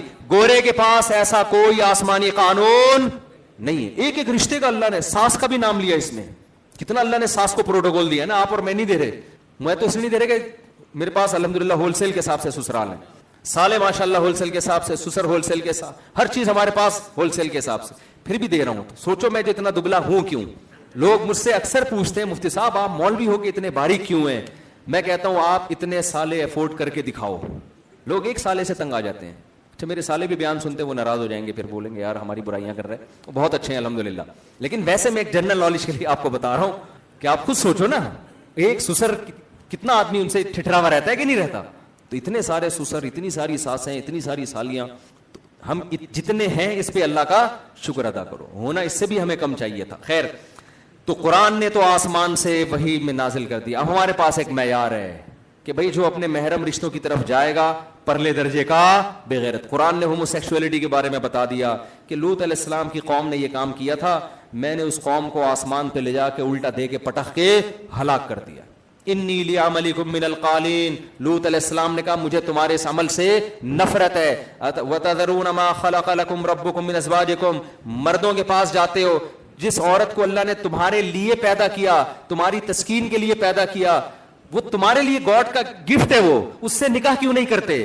تو قوم جواب میں کہتی تھی ما لنا فی بناتک من حق, ہمیں بدکاریاں کر کر کے اتنی گندی لت پڑ چکی ہے کہ ہمیں عورت سے شادی میں اب دلچسپی نہیں ہے. تو قرآن نے ہمارے سامنے ڈیفائن کر دیا. اب ہماری ریاست میں اگر ہمارے وزراء اور ہمارے اسمبلی کے لوگ اس کی ہمیں اجازت بھی دے دیتے ہیں, ہم کہتے ہیں بھائی ہمارے پاس کس کا قانون ہے؟ خدا پہلے, تم سالے ایک نمبر کے بدماش, تم ہمارے باپ بنے ہوئے, ہمارے خاندان نظام کو تباہ کر رہے ہو, ہم نہیں مانیں گے اس قانون کو. ہمارا آئین بھی نہیں اجازت دیتا ایسے قانون کو ماننے کے. قرآن و سنت, ہمارا آئین کا پہلی شق یہ کہ قرآن و سنت کے خلاف کوئی قانون نہیں بنے گا. تو نہ یہ جو اسمبلی میں قانون پاس ہوا ہے, نہ آئین اس کی اجازت دیتا ہے, نہ ہمارا خدا ہمیں اس کی اجازت دیتا ہے. ہم اس بارے میں کیا ہیں؟ کلیئر ہیں, ہمیں کوئی کنفیوژن نہیں ہے. اگر ہم میں کوئی اس برائی میں مبتلا ہوگا ہم اس کو توبہ کا حکم دیں گے, اس کا بھی ہمارے پاس راستہ اللہ نے رکھا ہوا ہے. اللہ کہتا ہے اگر کوئی اس برائی میں مبتلا ہے اسے سزا دو, بیٹا آرام سے بیٹھ جاؤ, ٹھیک ہے نا, ایسے نہیں کرو, سب آپ کو دیکھ رہے ہیں. تو اللہ کیا کہتا ہے, یہ میرا بچہ ہے, یہ بھی میری طرح تقریریں کر رہے, ہاتھ ہلا رہے, اس کے سمجھ میں کچھ بھی نہیں آ رہا, یہ اتنا ہوشیار ہے ماشاءاللہ. وہ ڈاکٹر کے پاس گئے, کتنی عمر ہے اس کی مجھے خود نہیں پتا ہوتا نا, 14.15 بچوں میں کیا پتا چلتا ہے آدمی کو کتنی ایج ہے آپ کی ماشاءاللہ. کل ڈاکٹر کے پاس لے کر گئے اس کو, ڈاکٹر کو کہہ رہا ہے کہ میں طاقت کی دوا کھا رہا ہوں مگر طاقت نہیں آ رہی مجھ میں, طاقت کی دوا کھا رہا ہوں. آج کل کے بچے بڑے ہوشیار ہیں بھائی. تو وہ بچوں کو شوق ہوتا ہے مار دھاڑ کا, کہ میں کبھی کسی بچے سے پیٹوں نہیں, ہمیشہ پیٹوں. تو ان کا خیال تھا ڈاکٹر نے طاقت کا سیرپ دیا تو اب میں ایک دم جو ہے نا ایسا پاورفل ہو جاؤں. تو کیا بات کر رہا تھا یار, تو میں یہ کر رہا تھا, کیا بات کر رہا تھا میں جی, ہاں. تو اس قانون کا لعنت بھیجتے ہیں بھائی, ہماری اسمبلی میں یہ قانون اگر پاس ہو بھی ہے, لعنت بھیجو اس قانون کے اوپر. تو اس قانون کے خلاف آواز اٹھاؤ بھائی, سوشل میڈیا پہ, فیس بک پہ, کیونکہ جب لا پاس ہوتا ہے نا اس سے معاشرے میں تبدیلی, ہم جتنی بھی کوشش کریں اصل تو اوپر سے تبدیلی آتی ہے. اس کے خلاف آواز اٹھاؤ. اگر کوئی اس گناہ میں مبتلا ہے بھی, قرآن نے اس کا بھی راستہ بتایا ہے کہ وہ توبہ کرے. قرآن کیا کہتا ہے, فَإِن تَابَا وَأَصْلَحَا فَأَعْرِضُوا عَنْهُمَا. قرآن کہتا ہے اگر یہ دونوں جنہوں نے برائی کا ارتکاب کیا توبہ کر لیں اور آئندہ کے لیے اصلاح کر لیں تو پھر ان کو تانا مت دو, انگلی بھی نہ اٹھاؤ ان کی طرف کہ یہ ایسا کیا کرتے تھے. اور پھر قرآن نے ترغیب دی, الم یعلموا ان اللہ هو يقبل التوبۃ عن عباده. کیا تمہیں پتہ نہیں اللہ اپنے بندوں کی توبہ قبول, کیسے پیارے الفاظ ہیں یار. اتنا بڑا جرم قرآن بیان کر رہا ہے کہ میں نے قوم لوط کو اٹھا کے الٹا پٹخ کے ہلاک کر دیا, پھر بھی اگر کوئی اس برائی میں مبتلا ہو کہ آج خیال آیا توبہ کرتا ہوں, تو قرآن کیسی موٹیویشن, الم یعلموا, کیا تمہیں علم نہیں ہے, ان اللہ هو يقبل التوبۃ عن عباده, سزا وہ دیتا ہے تو توبہ بھی کون قبول کرتا ہے, اور پھر ایسی قبول کرتا ہے کہ کسی کو پھر اس کو تانا دینے کی بھی اجازت نہیں دیتا. فَأَعْرِضُوا عَنْهُمَا, اعراض کرو ان سے, اگنور کرو, پھر تانے نہ دو کہ تو ماضی میں یہ کیا کرتا تھا. تو ہمارے پاس خدائی تعلیمات 2 اور 2 4 کی طرح الحمدللہ موجود ہے. یہ اسلام کا ہم پر احسان ہے. کوئی برا ہے تو اس کا بھی طریقہ بتا دیا, جو برائی سے بچا ہوا ہے اس کو بھی بتا دیا کہ بچنا ہے, یہ کرنے کا کام نہیں ہے. تو گورے نے کیا کیا میرے بھائی, سیکولر ریاستوں نے کیا کیا, جب اللہ کو انہوں نے اپنی ڈکشنری سے نکالا تو ہر گند ان کے معاشرے میں آیا. 2 4 اخلاقی خوبیاں رہ گئی ان کے اندر کہ بھئی لین دین میں ذرا گڑبڑ نہیں کرتے, وہ بھی ساری قوموں میں نہیں ہے لیکن بہت سی قوموں میں ہیں بھی, جھوٹ نہیں بولتے, سچ, یہ اچھی باتیں, جو اچھی بات ہے اس کو ماننا چاہیے. لیکن بہت ساری بڑی بڑی اخلاقی برائیاں, تو انہوں نے کیا کہا کہ تہذیب کی ڈیفینیشن صرف اتنی سی رہ گئی, پورا نیوٹن کا قانون اڑا دیا. تہذیب کی ڈیفینیشن جو لمبی چوڑی تھی نا ساری اڑا کے صرف اتنی سی بات کی بات کرو تو تمیز سے کرو. جیسے ہم وظیفہ پڑھتے ہیں اول آخر 11 11 دفعہ درود شریف, تو انہوں نے کہا شروع میں بھی تھینک یو, آخر میں بھی کیا تھینک یو, بات کرو مسکرا کے کرو. ٹائم کی پابندی کرو اور پیسوں کے لین دین میں گڑبڑ, کیونکہ اس سے تو سوسائٹی بالکل ہی تباہ ہو رہی تھی نا. یہ نا یہ اتنی سی رہ گئی, تھوڑی سی, کتنی سی ڈیفینیشن رہ گئی, اتنی سی. وہ اتنی سی سے ایک چٹکلا یاد آیا مجھے. ایک امام صاحب نے مسجد میں نماز پڑھائی, آخر میں سجدہ سہو کیا انہوں نے. جب فقہی مسائل معلوم نہیں ہوتے نا تو اجتہاد ہوتا ہے, تو آج کل لوگ مجتہد بن رہے ہیں. سجدہ سہو کیا, مقتدی نے پوچھا امام صاحب کوئی غلطی تو ہمارے سامنے آئی نہیں, تو آپ نے سجدہ سہو کیا کیوں ہے؟ کہنا چھوڑو یار میں جانتا ہوں اللہ جانتا ہے. بھائی امام صاحب بتا تو دینا کوئی غلطی, کوئی سجدہ سہو. تو انہوں نے کہا اصل میں تھوڑی سی ہوا نکل گئی تھی میری. لوگوں نے کہا حضرت اس سے تو وضو ہی ٹوٹ گیا آپ کا. وہ کہہ رہے ہیں بھائی بہت تھوڑی سی نکلی تھی, بہت تھوڑی سی. لوگ کہہ رہے ہیں حضرت جتنی بھی تھوڑی ہو اس سے سجدہ سہو نہیں ہوتا, وضو ٹوٹتا ہے. کہتے ہیں بھائی تمہیں میں کیسے سمجھاؤں, بہت زیادہ تھوڑی سی تھی وہ. اتنی تھوڑی سی سے سجدہ نماز ٹوٹ جائے, وضو ٹوٹ جائے, ایسا تھوڑی ہوتا ہے, بہت ہی معمولی سی تھی. تو انگریز نے جو تہذیب کی تعریف کی ہے نا, اب اتنی مختصر تعریف ہے تہذیب کی کہ امام صاحب کا جب وضو ٹوٹا تھا نا تو جتنی ہوا نکلی تھی اس سے بھی مختصر تعریف گورے نے کیا کی ہے, تہذیب کی. بس جھوٹ مت بولو, بس یہ کیا ہے. ہمارے یہاں تو تہذیب کی ڈیفینیشن بڑی لمبی چوڑی ہے.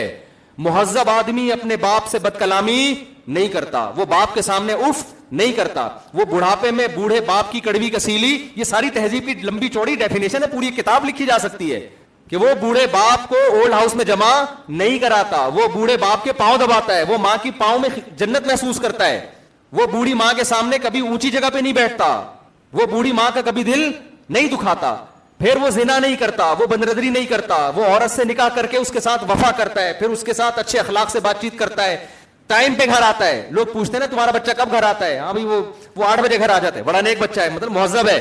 وہ 3 بجے گھر آتا ہے, وہ گٹر کے ڈھکن پہ بیٹھا رہتا ہے سارا دن دوستوں کے ساتھ, تو مہذب مانو گے اس کو؟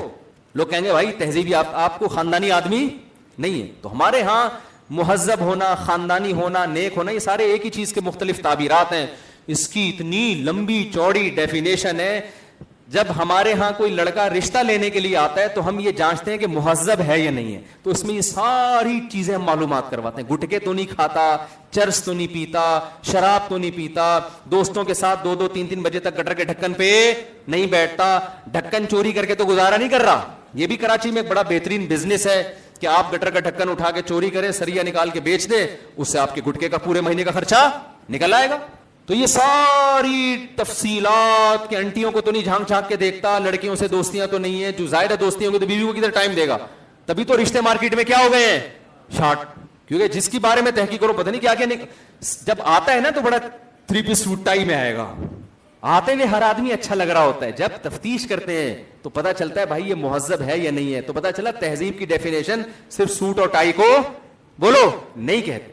ہاں اس ڈیفینیشن میں یہ بھی ہے کہ جھوٹ نہ بولے, سچ بولے, وعدہ خلافی نہ کرے, 2 نمبری نہ کرے. اور اس میں ہم یقیناً کمزور ہیں, اور وہ کمزور بھی مذہب کو فالو کرنے کی وجہ سے نہیں بلکہ مذہب کو فالو نہ کرنے کی وجہ سے. سمجھتے ہو کہ نہیں سمجھتے؟ تو میں کہاں سے کہاں قیام تام سارا ادھر ادھر کھچڑی پکڑی ہے بیان میں. تو میں بات یہ کر رہا تھا کہ اللہ سے آگے نکلنا کی جو کوشش کرتے ہیں نا, کچھ لوگ تو عقل استعمال نہیں کرتے, ان کا تو میں نے مختصر سا بیان کر دیا. کچھ ہوتے ہیں جو عقل اتنی استعمال کرتے ہیں کہ اللہ سے بھی آگے نکلنے کی کوشش کرتے ہیں. تو ان کی کتنی قسمیں ہیں بولو نا, 2. آپ نے دونوں قسموں سے اپنے آپ کو بچانا ہے. ایک قسم تو وہی ہے جو میں نے بتایا, جو کافروں کی قسم ہے. وہ کہتے ہیں اچھے اور برے کو ہم خود ڈیفائن کریں گے, اس کے لیے ہمیں اللہ سے پوچھنے کی بالکل بھی ضرورت نہیں. مسلمانوں میں بھی ایسے لوگ پیدا ہو گئے ہیں. کافر یہ کام کرے تو سمجھ میں آتا ہے بھائی وہ تو مانتا ہی نہیں, لیکن مسلمانوں میں بھی ہو گئے. مسائل علماء سے پوچھنے کے بجائے خود سے فیصلے کر رہے ہوتے ہیں یا کورٹ سے پوچھ رہے ہوتے ہیں. بھائی کورٹ کا فیصلہ وہاں مانا جائے گا جہاں اسلام کا فیصلہ ہمارے سامنے بولو نہیں, جہاں اسلام کا فیصلہ ہے. اگر آپ کی وراثت ہے, آپ نے وصیت کی کہ میرے مرنے کے بعد میری یہ ساری وراثت عیدی سینٹر کو دے دی جائے یا فلاں ٹرسٹ کو یا فلاں مدرسے میں دے دی جائے, بالفرض کورٹ نے اس فیصلے کو نافذ کر دیا. اول تو کرتی نہیں ہے, یہاں کورٹ بھی اسلام کی پابند ہے, لیکن بالفرض کر دیا.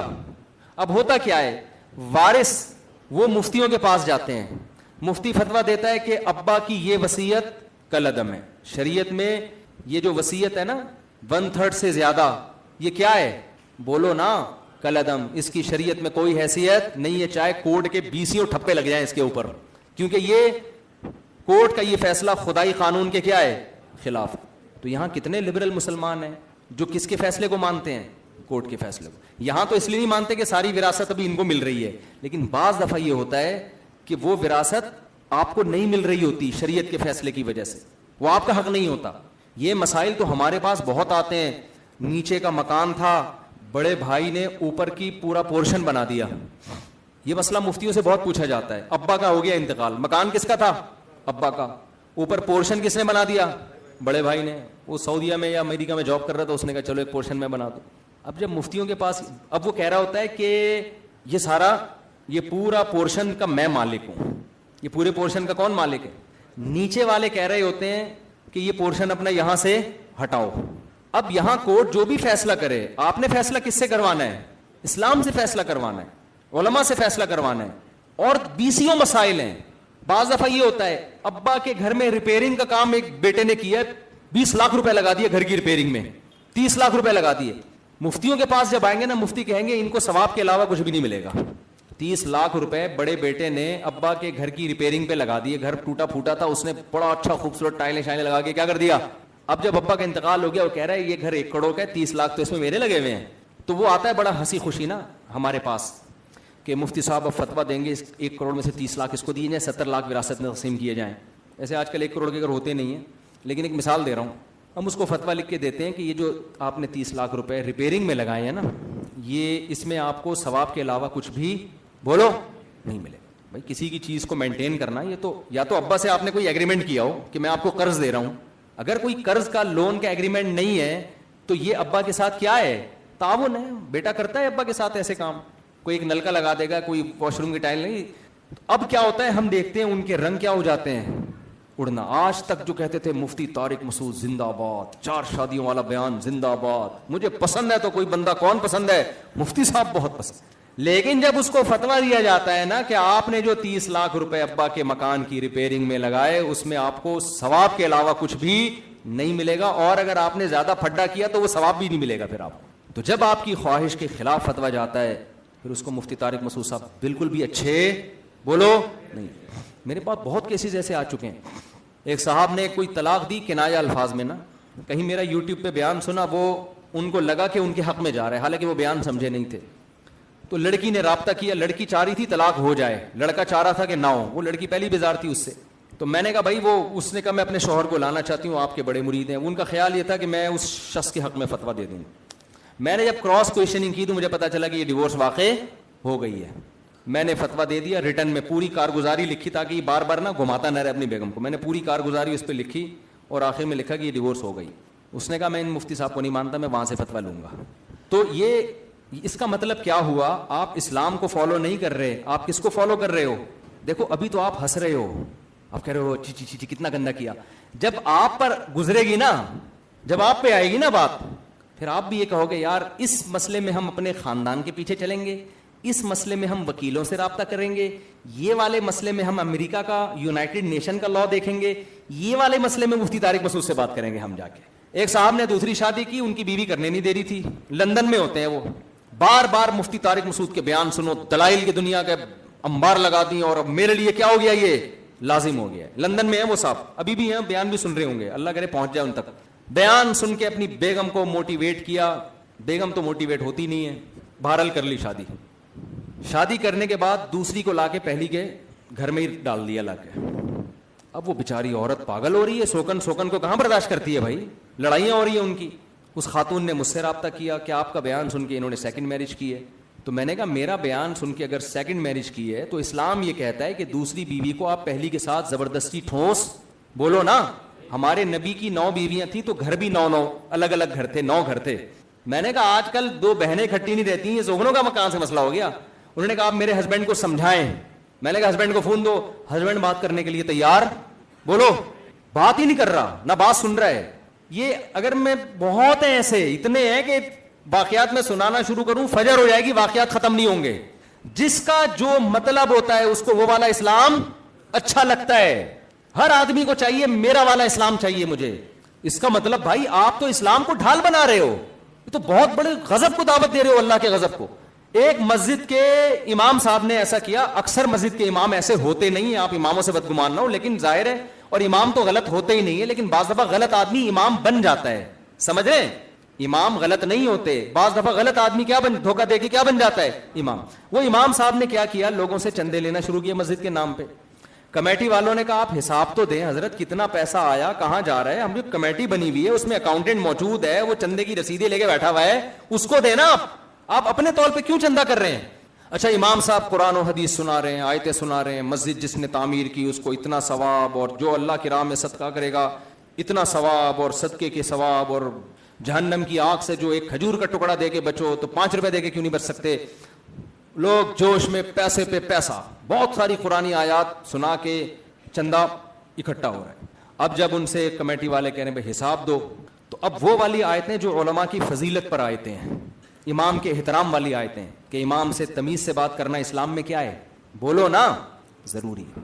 کمیٹی والے نے تمیز سے کہا حضرت ایکسکیوز می سر, آپ کائنڈلی, امام صاحب پلیز آپ یہ حساب دے دیں کہ کتنا پیسہ آیا اور یہ کہاں کہاں جا رہا ہے, کائنڈلی اس کا آپ کیا کر دیں حساب, تمیز سے. تو تمیز سے حساب دے نہیں رہے, کہہ رہے ہیں اس کا مطلب آپ کو مجھ پہ اعتماد نہیں ہے.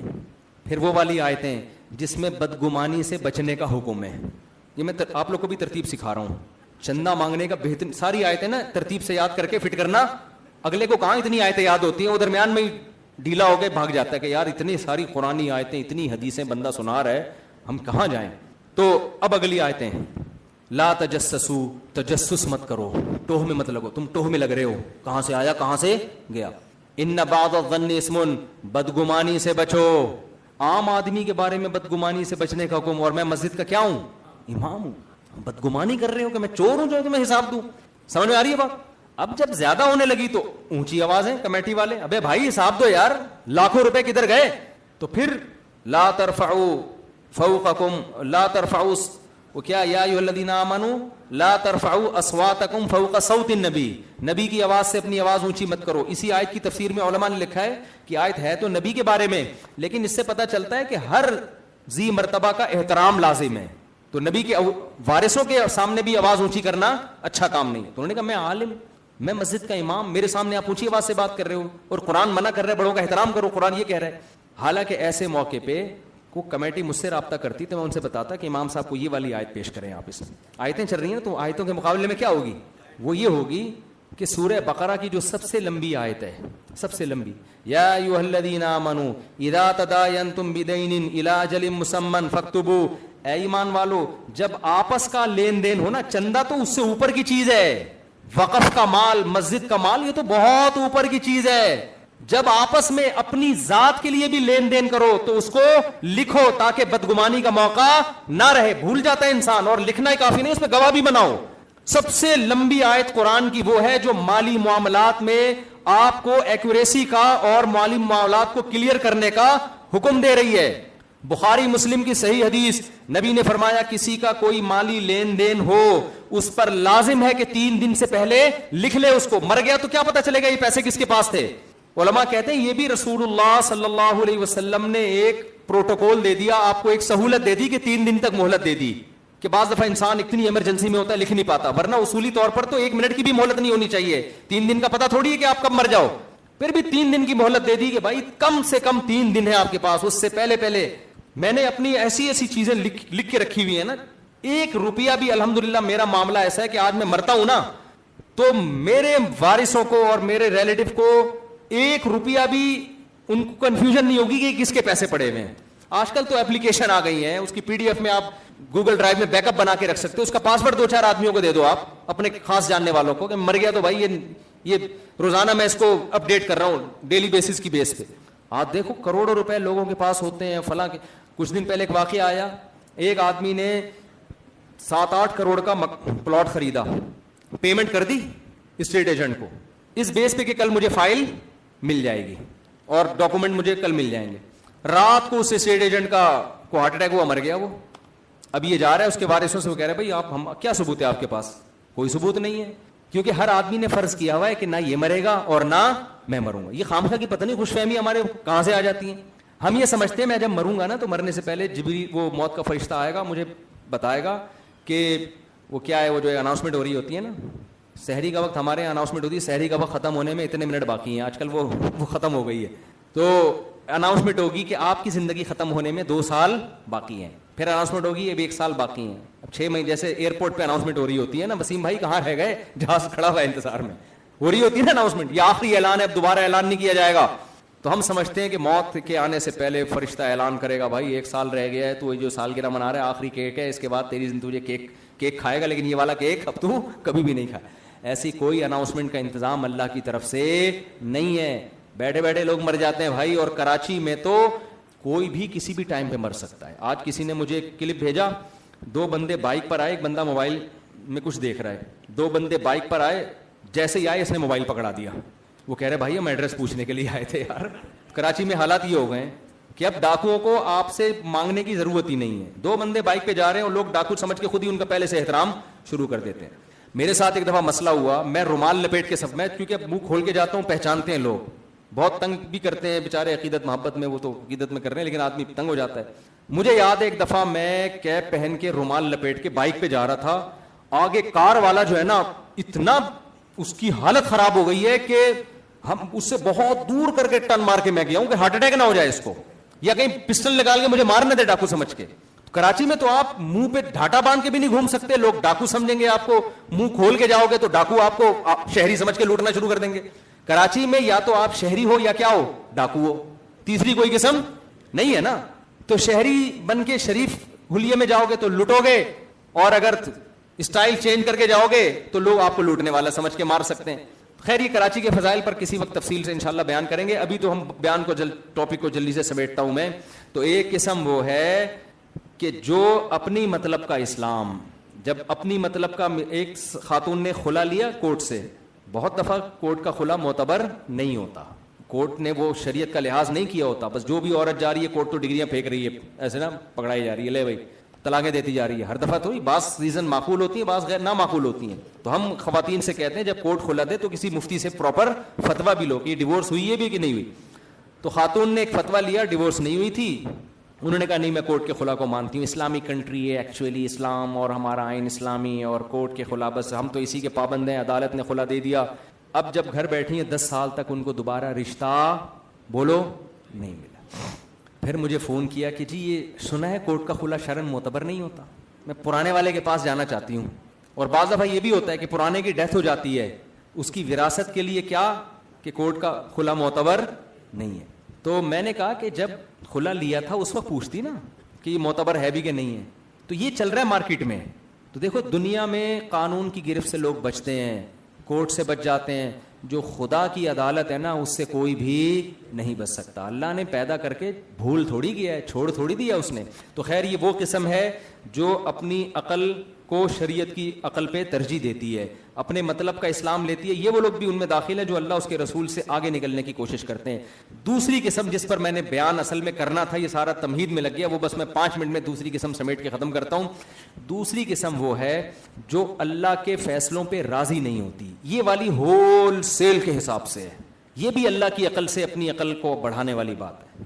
اسی وجہ سے انسان ڈپریشن میں جاتا ہے, اسی وجہ سے انسان اسٹریس میں جاتا ہے, اسی وجہ سے انسان شریعت کا باغی بنتا ہے. اسی کا ان آیتوں میں قرآن نے ذکر کیا ہے کہ تم پر اتنی آفتیں آتی ہیں, اتنی بیماریاں آتی ہیں, زلزلے آتے ہیں, سیلاب آتے ہیں, جانی پریشانیاں, مالی پریشانیاں. یہ اس کی علامت ہے کہ اس زمین کے خدا تم نہیں ہو. تو تم بندے ہو تو اپنے آپ کو بندہ سمجھو.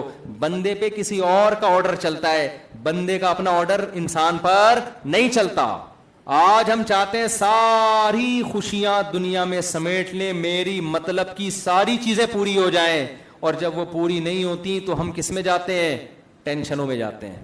تو اللہ نے کہا کہ تم غلام ہو میرے, میں جیسا چاہوں گا تمہیں چلاؤں گا. یحسب ان لن یقدر علیہ, تو سمجھتا ہے تیرے اوپر کسی کو قدرت ہی نہیں ہے. میں جب چاہوں گا تجھے بیمار کر دوں گا, تو صحت کے جتنے اسباب اختیار کر لے. میں جب چاہوں گا تجھے غریب بنا دوں گا, تو دولت کمانے کے جتنے چاہے اسباب اختیار کر لے. بعض دفعہ الٹا ہوتا ہے, دولت کمانے کا کوئی سبب نہیں ہوتا, پیسہ ایسے آ رہا ہوتا ہے سیلاب کی طرح, انسان حیران ہوتا ہے فلاں پیسے کی پلاننگ کر کر کے تھک گیا اور ڈھیلا نہیں ہے اس کے پاس, اور فلاں کے پاس پیسہ رک نہیں رہا. سمجھ میں آ رہی ہے بات کی نہیں آ رہی؟ یہ جو موٹیویشن اسپیکر بتا رہے ہو نا, یوں کرو تو پھر یوں پیسہ آئے گا, اور پھر فلاں نے کیا تھا تو آ گیا. ان کو بولو کہ پوری رپورٹیں پیش کیا کرو ہمارے ساتھ. ایک نے کیا پیسہ آ گیا, درجنوں ایسے ہوں گے کر ہی رہے ہیں, مل کچھ بھی نہیں رہا ان کو. خیر محنت کرنی چاہیے, میں اس کے خلاف نہیں ہوں, چلے گی میرے بھائی کس کی مرضی, اللہ کی. تو قرآن اس آیت میں ہمیں تکبر سے منع کر رہا ہے. اس کی ایک قرآن نے مثال دی ہے کہ جس کے پاس دولت آتی ہے نا وہ شو مارنا شروع کر دیتا ہے, اور کیا کہتا ہے, میں نے اتنا پیسہ فلاں جگہ اڑایا, میں نے اتنا پیسہ فلاں جگہ اڑایا, میں یہ, تو 2 ٹکے کا آدمی ہے اور میں اتنا مالدار. تو قرآن کہہ رہے اس بیچارے کو پتہ نہیں ہے کہ یہ انتہائی قسم پرسی کی زندگی گزار رہا ہے, میں اگر ذرا سی نظر اس سے ہٹا لوں یہ 2 ٹکے کا آدمی نہیں رہے گا. اور باتیں کیسی کر رہا ہے, سمجھ میں آ رہی ہے بات کہ نہیں آ رہی؟ کیونکہ انسان میں زیادہ تر تکبر پیسہ آنے سے آتا ہے. پہلے زمانے میں صحت اچھی ہوتی تھی تکبر آتا تھا, آج کل پیسے سے تکبر آ رہا. بالکل ہڈیوں کا ڈھانچہ ہوگا, ہڈیوں کا ڈھانچہ ہوگا, پیسہ ہے ایسے سینہ تان کے چل رہا ہوگا جیسے محلے کا دادا. یہی ہے. ایک لطیفہ بھی ہے اس پہ, لیکن وہ سناؤں گا تو کچھ لوگ ناراض ہو جائیں گے, وہ رہنے دیں, وہ پھر وہ پرانا دور آ جائے گا. نہیں وہ میں افورڈ نہیں کر سکتا, وہ پھر ویسے وہ ہے. وہ متحدہ کے بارے میں سنا دوں آپ کو, سنا دیتا ہوں یہاں سے. او بھائی تم لوگ ریکارڈ کر رہے ہو یار. وہ ایک چوہا جو ہے نا جنگل میں جا رہا تھا, یہ اس 92 کی بات ہے. چوہا جنگل میں یوں ہی جا رہا ہے ایسے سینہ کڑ. اب تو متحدہ کا میرا خیال ختم ہو گئی ہے, دوبارہ دور آئے گا تو اس کو نکال دینا بھائی لطیفے کو. ایک چوہا جنگل میں کیا کر رہا ہے, ایک دور تھا نا متحدہ کا بھائی, یہاں تک ہوا ہے کہ ایک خاتون کی بندے کی شادی ہوئی, بیوی انتہائی ظلم کر رہی تھی اس کے اوپر. میرے پاس آیا اس دور میں نا, یعنی یہ 97-98 کی بات ہوگی, کہہ رہے یار مفتی صاحب, مولانا صاحب, میری بیوی یہ کر رہی ہے. میں نے کہا چھوڑ دے بھائی, پھر اس کو طلاق دے دے جب اتنا ظلم کر رہی ہے. اس نے کہا اس کا بھائی متحدہ کا ہے. اس کا بھائی کس کا ہے؟ تو اس دور میں ہی بندہ متحدہ کا, چپ چاپ آرام سے چلو. تو وہ کیا ہوا ہے, چوہا تھا ایسے نا سینہ کڑا, شیر بھی کانپ رہا ہے, لومڑی بھی کانپ رہی ہے, بندر بھی, سارے کپاہٹ نا. تو ایک انسان کہیں گیا, اس نے دیکھا یار یہ چوہے کی اتنی دہشت ہے, ایسے سینہ تان کے چل رہا ہے. تو اس نے کہیں لومڑی وومڑی سے پوچھا بھائی ماجرا کیا ہے؟ اس نے کہا متحدہ کا ہے. کس کا ہے؟ متحدہ کا ہے. تو جیسے متحدہ کی دہشت تھی نا, صحت ہو نہ ہو لیکن بندہ کس کا ہے؟ متحدہ کا ہے. تو اس زمانے میں صحت ہے نہیں ہے, بھرم کس کے ہیں آج کل؟ پیسے کے ہیں. تکبر میں آتا ہے انسان, بجائے تواضع میں جائے کہ میرے رب نے مجھے اتنی بھیک دے دی, پیسہ ملنے میں بھی میں اللہ کا محتاج, اور جب چاہے گا یہ پیسہ مجھ سے 2 منٹ میں چھین لے گا. تو تکبر انسان پہ زیب نہیں دیتا. تو اس آیت کا حاصل یہ ہے کہ جو نعمت بھی اللہ نے آپ کو دی ہے, آپ اللہ سے آگے نکلنے کی کوشش نہ کریں, یعنی اپنے آپ کو بھکاری سمجھیں اور یہ سمجھیں کہ اللہ جب چاہے مجھ سے یہ نعمت چھین سکتا ہے, اور دی بھی اس نے اپنی مرضی سے ہے, یہ بھیک میں ملی ہوئی چیز ہے. بھکاری کبھی اپنی نعمت پہ اتراتا نہیں ہے, شکر ادا کرتا ہے. لد کا حاصل دیکھو, ایک بھکاری دھوتی بنیان چڈی بنیان میں گھوم رہا تھا, آپ نے کیا کیا, اس کو گھر میں نہلا دھلا کے 3 پیس سوٹ پہنا کے یا کاٹن کلف کا کرتا پہنا کے زبردست بریانی خوشبودار کھلا کے نوٹوں کی گڈی اس کی جیب میں ڈال کے چلتا کر دیا. وہ تو بچھا جائے گا نا آپ کے آگے کہ یار آپ کا کتنا احسان ہے. اب کیا ہے, وہ محلے میں یوں کر کے جا رہا ہے, ایسے نا سینہ کڑ کے جا رہا ہے, پیسے ویسے دکھا رہا ہے. تو آپ اس کو کیا بولو گے, ابے بھائی یہ تیرے اوپر یہ چیز زیب, یہ سب کوٹ پینٹ میں نے دیا ہے, میں 2 منٹ میں اتروا لوں گا اپنے ملازمین کو کہہ کے نا, گلی سے نا تمیز سے نظر نیچی کر کے گزرا کر یہاں سے. وہ کہہ رہا ہے یہ کیا ہے, میرے پاس سوٹ ہے بھائی, دیکھ رہا ہے 5-5 ہزار کی گڈی ہے, دیکھ نہیں رہا؟ تو کہے گا دیکھ رہا ہوں, لیکن مجھے یہ پتا ہے یہ دی کس نے تجھے. زیادہ اترائے گا تو کیا کرے گا, وہ 2-3 ملازمی بلائے, اس کی پینٹ اتار پہ اس کو دھوتی پہنا نکال یہاں سے. تو جو خدا پر یقین نہیں کرتے ان میں تکبر ہو جچتا ہے, لیکن جو اللہ کو ماننے والے ہیں ان کو پتا ہے یار ایک ایک چیز اللہ نے دی ہے, ہر چیز اللہ, اور جب چاہے چھین بھی لے, یا تو دے کے بھول گیا ہوتا نا پھر بھی کوئی تک بنتا تھا, وہ چھین بھی سکتا ہے 2 منٹ کے اندر. تو بتاؤ ایسے مالدار پہ تکبر زیب دیتا ہے؟ بالکل بھی زیب نہیں دیتا. آج ہمارے معاشرے میں کبر اور تکبر اور بڑے بڑے ڈائلاگ پیدا ہو رہے ہیں, تو نہیں جانتا میں کون ہوں, میں یہ ہوں, میں وہ ہوں. اللہ کو یہ جملے پسند نہیں ہے. اور تکبر ایک ایسی بیماری ہے جس کی نقد سزا ملتی ہے, بہت سے گناہوں کی سزا آخرت میں. جو بھی اکڑا ہے نا دنیا میں اللہ نے اس کو ذلیل کیا ہے, اکڑ اللہ کو پسند نہیں ہے. جو بھی دنیا میں, آپ دنیا کی ہسٹری اٹھا کے دیکھو, فرعون اکڑا تھا, دنیا میں غرق کیا اللہ نے اس کو, آخرت تک موخر نہیں کیا. اپنے سیاست دانوں کو دیکھ لو, جو اکڑا ہے اللہ نے اس کی اکڑ کو ختم کیا ہے, اور جتنا اکڑتا ہے نا اتنا ہی اللہ رسوا کرتے ہیں. تو اس لیے اللہ نے اس صورت میں کیا کہا؟ ایحسب ان لن یقدر علیہ احد. یہ تم کہتے ہو نا اتنا پیسہ, ہاں شکر کے طور پہ بیان کرنے میں کوئی حرج نہیں ہے. اور شکر کیا ہے, تکبر کیا, یہ آپ کے دل خود آپ کو بتائے گا کہ کب میں شو مار رہا ہوں اور کب میں تکبر کر رہا ہوں. تو سورت کی 2-3 آیتیں رہ گئی, وہ میں بیان کر کے بات ختم کرتا ہوں. آگے اللہ نے کہا جو عقل مند لوگ ہیں نا, جو یہ سمجھتے ہیں کہ ساری نعمتیں ہمیں کس نے دی ہیں, اللہ نے دی ہیں, وہ اکڑتے نہیں ہیں, بلکہ وہ کیا کرتے ہیں, وما ادراک ما العقبہ, وہ اسلام کی دشوار گھاٹی سے گزرتے ہیں. انہیں پتا ہے کہ ہم اللہ کے بندے ہیں, تو نعمت کا تقاضا یہ ہے کہ ہم اس نعمت کا شکر ادا کریں. لہذا وہ شکر ادا کرنے میں فکو رقبہ, غلاموں کو آزاد کرتے ہیں اپنا پیسہ خرچ کر کے. وہ پیسہ انسانوں پہ خرچ کرتے ہیں. او اطعام فی یوم ذی مسغبہ, بھوکوں کو, یتیموں کو کھانا کھلاتے ہیں, ان کی ضرورتوں کو پورا کرتے ہیں. اگر آپ مالدار ہیں اور اللہ کی راہ میں پیسہ خرچ کر رہے ہیں اللہ کو خوش کرنے کے لیے, یہ اس کی علامت ہے کہ آپ اس رب کی نعمت کا شکر ادا کر رہے ہیں. آپ یہ سمجھتے ہیں پیسہ میرا نہیں ہے, مجھے کس نے دیا ہے, اللہ نے دیا ہے. اور اگر آپ کنجوس ہیں تو یہ اس کی علامت ہے کہ آپ اس پیسے کو اپنی دین سمجھتے ہو, اللہ کی دین نہیں سمجھتے. وما ادراک ما العقبہ فک رقبۃ او اطعام فی یوم ذی مسغبہ یتیما ذا مقربۃ او مسکینا ذا متربہ. ایسے لوگوں کو تلاش کرے جن کو بھوک نے مٹی سے ملا دیا ہے. قرآن کہہ رہے ہیں ان کو کھلاؤ کھانا جا کے. صرف کھانا نہیں ہے, یہ تو کھانا تو ایک مثال ہے, ان کی ضرورتوں کو پورا کرو. تو آج ہمارے معاشرے میں بخل اور کنجوسی بہت بڑھ رہا ہے. پیسہ آ رہا ہے لیکن شکر کی نعمت ختم ہو رہی. جتنا پیسہ آ رہا ہے اتنی ہی کنجوسی کا ریشو بڑھتا چلا جا رہا ہے. تو اللہ تعالی ہمیں سخی بنائے, شکر ادا کرنے والا بنائے. نعمت پہ اترانے کے بجائے نعمت پہ شکر. کوئی بھی نعمت, صحت اللہ نے دی بھائی اللہ کی دین ہے, ہم اکڑتے نہیں ہیں. کوئی بھی نعمت اللہ, علم دیا بھائی اللہ کی دین ہے. آپ نے گوروں سے کبھی نہیں سنا ہوگا کہ وہ یہ الفاظ کہتے ہیں. میں ڈاکومنٹریز دیکھتا ہوں بہت. میں نے دیکھا بڑے ایک جنگل میں نا بڑی خوبصورت ڈاکومنٹری کسی گورے نے بنائی. ایسے خوبصورت پرندے اور ایسے ان کا پورا لائف اسٹائل نا بڑا ایک معجزانہ قسم کا. صاف پتہ چلتا ہے یہ خدا نے بڑے یعنی تسلی سے بنایا ہے اس جانور کو. آپ جب عربوں کی ڈاکومنٹری دیکھیں گے نا, عربوں کی, نیچے بار بار لوگوں نے کمنٹس میں اللہ کی تعریف کی ہوتی ہے. سبحان اللہ, کیا خدا نے اس کو بنایا ہے. وہ دکھا رہے ہیں جی پرندہ چونچ مار کے گھونسلہ بنا رہا ہے, بڑا خوبصورت گھونسلہ بنا دیا. تو نیچے عرب چونکہ مسلمان ہیں, نیچے کمنٹس میں سب نے کس کی تعریفیں کی ہوتی ہیں, اللہ کی. لیکن آپ جو گوروں کی ڈاکومنٹریز دیکھو گے, نیچے گوروں کے کمنٹس دیکھو گے, کہیں بھی گاڈ کا تصور, بولو امیزنگ, بہت زبردست, واہ, بیوٹی آف نیچر, یہ چیزیں چل رہی ہوتی ہیں. میں کہتا ہوں یار کیسے دل سیاہ ہو گئے ہیں نا, اتنی بڑی بڑی چیزیں دیکھ کر بھی کسی کے منہ سے یہ نہیں پھوٹ رہا کہ گاڈ کیسا. اللہ نہیں بولتے, گاڈ ہی بول دو کہ یار جو کریٹر ہے اس نے کیا خوبصورت بنایا. یہ ساری بد تہذیبی پھیلانے والا ڈاروین ہے. اس نے لوگوں کو اللہ سے ہٹا کے کہاں لگا دیا, نیچر پہ. نیچرل ہے, نیچر یہ کر رہی ہے. نیچر کیا ہے, کہ کھوپڑی ہے نیچر کے پاس, کیا ہے بھائی, وہ اس کے کوئی انٹروڈکشن تو کرواؤ. کچھ بھی نہیں, وہ تو بنانے والا کون ہے, اللہ ہے. تو مسلمان کو چاہیے جب بھی کوئی عجیب کام دیکھے, جب بھی کوئی نعمت دیکھے, نسبت کس کی طرف کرے, اللہ کی طرف, کہ یہ اللہ نے. حدیث میں آتا ہے جب کوئی شخص پیاس میں پانی پیتا ہے اور کہتا ہے الحمدللہ, تمام تعریفیں اس اللہ کے لیے ہیں. کھانا کھانے کے بعد ہم کیا کہتے ہیں, تمام تعریفیں اس اللہ کے لیے ہیں جس نے ہمیں کھلایا, وسقانا, جس نے ہمیں پلایا. گورا کہتا ہے یہ نہ, گورا کیا کہے گا, برگر کھائے گا, KFC والوں کو کہے گا thank you, nice to meet you, یہی کہے گا نا, یہ پیمنٹ لیجئے ویل ڈن, اور اس کے وہ ایک ریکارڈ کروا دے گا بہت اچھا برگر تھا. بھائی یہ برگر میں گندم کس نے بنایا ہے, یہ KFC نے بنایا ہے. زمین آسمان سے بارشیں برس رہی ہیں, گندم کے دانے میں نیچر یہ کہہ سکتی ہے, لبرل لوگ یہ کہہ سکتے ہیں کہ جی وہ تو ایک پروسیس ہے سائنسی, پانی یوں اڑ کے جاتا ہے. یہ گندم میں ایسے سافٹ ویئر کس نے ڈال دیا کہ ایک بیج ڈالتے ہیں, پانی گوبر کے ملاپ سے ہزاروں گندم پیدا ہو جاتی ہے. یہ بھی کیا آٹومیٹیکلی ہو رہا ہے, یہ سافٹ ویئر آٹومیٹیکلی انسٹال ہو گئے.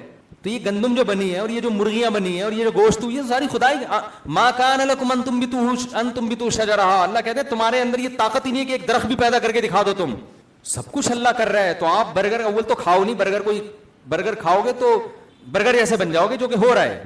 تو اگر کھا بھی رہے ہو تو KFC کا شکر کرو ادا, لیکن بعد میں, پہلے کس کا, الحمدللہ الذی اطعمنا, تمام تعریفیں اس اللہ کے لیے جس نے ہمیں کھلایا, وسقانا, اور جس نے ہمیں پلایا. اس دعا کا ایک بڑا فائدہ پتہ ہے کیا ہوگا, ایک دم دماغ جائے گا کہ اللہ جس کیفیت میں کھلانا چاہ رہے اسی میں کھا لو نا. اللہ نے تو برگر بنا کے نہیں کھلایا نا, کیا خیال ہے. اللہ ہمیں چربی کھلاتا ہے جانور کی, ہم کوکنگ آئل کھاتے ہیں, اس کے فیٹ کو ہاتھ نہیں لگاتے. تو اللہ تو کہہ رہا ہے یہ گوشت جو میں نے پیدا کیا اسی میں پکانے کے لیے جانور کے اندر چربی بھی رکھی ہے, اس چربی کو ڈاکٹروں نے پھینکوا دیا ہم سے اور کوکنگ آئل کے ڈبوں میں ہمیں لگا دیا ہے, لہذا کوئی ڈبے جیسا بن رہا ہے, کوئی برگر جیسا بن رہا ہے. تو وہ کھایا کریں جو جانور کے اندر چربی ہے, وہ فائدے مند چیز ہے. بچوں کو بھی اسی کا, یہ جو بچے چیچی کر کے چربی تھوک رہے ہوتے ہیں نا, یہ پٹھانوں کے بچوں کو دیکھو چربی کھا کے ایک پٹھان بنتے ہیں وہ بڑے ہو کر, حقیقت ہے یہ, میں نے تو دیکھا ہے گاؤں کے بچوں کو چربی کھا رہے ہوئے سب مضبوط ہو جاتے ہیں. یہ میڈیکل سائنس جو ابھی جدید تحقیق ہے وہ آپ کو چربی کھانے کا مشورہ دے رہی ہے, کوکنگ آئل سے آپ کی جان چھڑا رہی ہے. تو نیچرل چیزوں پہ آ جاؤ. خیر, تو اللہ ہم دعا مانگتے ہیں, تمام تعریفیں اس اللہ کے لیے ہیں جس نے ہمیں برگر کھلایا. آپ کھلائی برگر رہا ہے تو کیا کریں, جس نے ہمیں وسقانا, جسے ہمیں پیپسی پلائی. نبی تو یہ دعا پڑا کرتے تھے کہ اونٹ کا گوشت اور چربی کھلائی اس اللہ نے ہمیں. بکری کا دستہ کھایا کرتے تھے آپ, بکری کا شانہ, بکرے کا گوشت آپ کھایا کرتے تھے, اور وہ بھی کوکنگ آئل میں پکا کے نہیں, چربی میں پکا کے. مجھے ایک حدیث سننے میں بڑا مزہ آیا, بس وہ سنا کے بیان ختم کرتا ہوں. جب بھوک لگ رہی ہوتی ہے نا تو وہ والی حدیثیں سننے میں مزہ آتا ہے جن میں کھانے پینے کا تذکرہ ہو. ہم جب حج میں تھے اس سال, تو آپ کو پتا ہے حج بڑا ٹف ہوتا ہے. 5 دن جو حج کے ہیں نا, وہ کتنا ہی وی آئی پی حج ہو, وہ 5 دن بڑے ہی ٹف ہوتے ہیں. تو جو بقرعید کا دن تھا نا 10 ذی الحجہ, اس دن بڑی شدید بھوک لگ رہی تھی, پیدل چل چل کے ماتھے ہو گئے تھے. اس میں رمی بھی کرنی ہے, منا سے پیدل چل کے آنا ہے, ادھر سے مزدلفہ سے, بڑی حالت خراب ہو گئی تھی نا. تو ایک عالم تھے ہمارے ساتھ سفر میں, انہوں نے فوراً حدیث سنائی کہ نبی صلی اللہ, وہ معلم بھی تھے, وہ حدیث میں بھی بیان میں بیٹھا ہوا تھا, وہ حدیث سنا رہے تھے کہ رسول اللہ صلی اللہ علیہ وسلم نے جب ایام نہر تھا, رمی سے فارغ ہوئے, تو آپ صلی اللہ علیہ وسلم نے فرمایا الیس ھذا یوم النہر, الیس ھذا یوم النہر, کیا یہ یوم نہر نہیں ہے, قربانی کا دن نہیں ہے؟ صحابہ نے کہا ضرور. آپ نے اونٹ نہر کی, 100 اونٹ نہر کی آپ صلی اللہ علیہ وسلم, 60 اپنے ہاتھوں سے اور باقی پھر حضرت علی رضی اللہ تعالیٰ عنہ سے.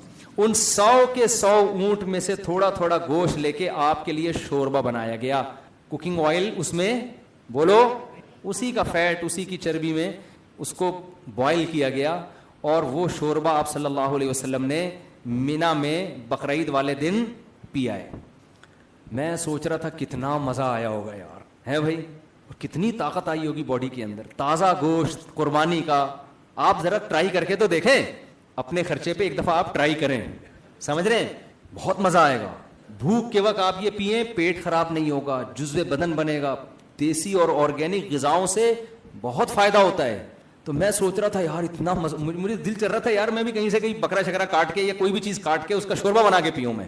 ہم کیا کرتے ہیں, آئل ڈال کے بیڑا گرک کر دیتے ہیں. خیر, تو یہ حدیث سننے میں بڑا مزہ آ رہا تھا اس وقت نا, اور کیسے نبی کی زندگی کیسی نیچرل, اور اس دور میں سب کی ایسی نیچرل زندگی ہوتی ہے. اب کیسی مصنوعی چیزوں میں ہم لگ گئے ہیں. برگر کھاتے ہیں, پھر قضائے حاجت ہی نہیں ہو رہی ہوتی, پھر قبض کی دوا کھا رہے ہوتے ہیں. وہ برگر بھی تو برگر ہے نا, وہ آتے ہماری, اللہ نے برگر کے حساب سے, پراٹھا پھر بھی ہضم ہو جائے گا, سمجھ لو. پراٹھوں کے خلاف لوگ تقریریں کرتے ہیں, اور جو برگر جو اس سے بڑی خطرناک چیز ہے اس کے خلاف نہیں ہے. خیر, آپ کھائیں برگر, جو مرضی کھانا کھائیں. تو میں یہ عرض کر رہا تھا کہ, کیا عرض کر رہا تھا میں, ہاں, الحمدللہ الذی, یہ دعا ہم نے پڑھنی ہے, تمام تعریفیں اس اللہ کے لیے جس نے ہمیں کھلایا اور جس نے ہمیں پلایا, اور وجعلنا مسلمین, اور ہمیں فرمانبردار مسلم بنایا. اگر ہم غیر مسلم ہوتے تو KFC کا شکریہ ادا کر رہے ہوتے, پیپسی کمپنی کے لیے کمنٹس لکھ رہے ہوتے, بہت زبردست پیپسی ہے, ہماری زمزم کولا کسی کام کی. ہمارے یہاں پیپسی کا متبادل مکہ کولا, مکہ مدینہ کو بدنام کر رہے تھے نالائق لوگ. جب بائیکاٹ کیا نا کہ پیپسی کا بائیکاٹ کرو, تو یہاں زمزم کولا آ گیا, مکہ کولا آ گیا. تو لوگ کہہ رہے تھے یہ کھانسی کا شربت زیادہ لگ رہا ہے, کولا اس میں کم ہے. تو کیوں مذہبی جگہوں کے نام رکھ کے اپنی پروڈکٹ کا مذاق اڑواتے ہو یار؟ مکہ کو کیوں بدنام کر رہے ہو؟ کوئی اور نام رکھ دو, وسیم کولا رکھ دو, ستار کولا رکھ دو, انڈا موڑ کولا رکھ دو, کچھ بھی رکھ دو. تو مکہ مدینہ کو ان چیزوں میں حرام ناجائز نہیں ہے, لیکن تھوڑا سا سوچنا چاہیے نا ایسے موقع پہ. تو خیر, تو ہم تیسرے نمبر پہ کیا کہتے ہیں, اس کا بھی شکر جس نے ہمیں مسلم بنایا. مسلم بنایا تو آج ہم کھانے کے پہلے اللہ کا شکر ادا کر رہے ہیں, بعد میں KFC والوں کا اور پیپسی والوں کا شکر ہم بعد میں ادا کر رہے ہیں. اور زیادہ پکے مسلمان بن گئے تو پھر KFC سے جان ویسے ہی چھوڑ جائے گی آپ کی.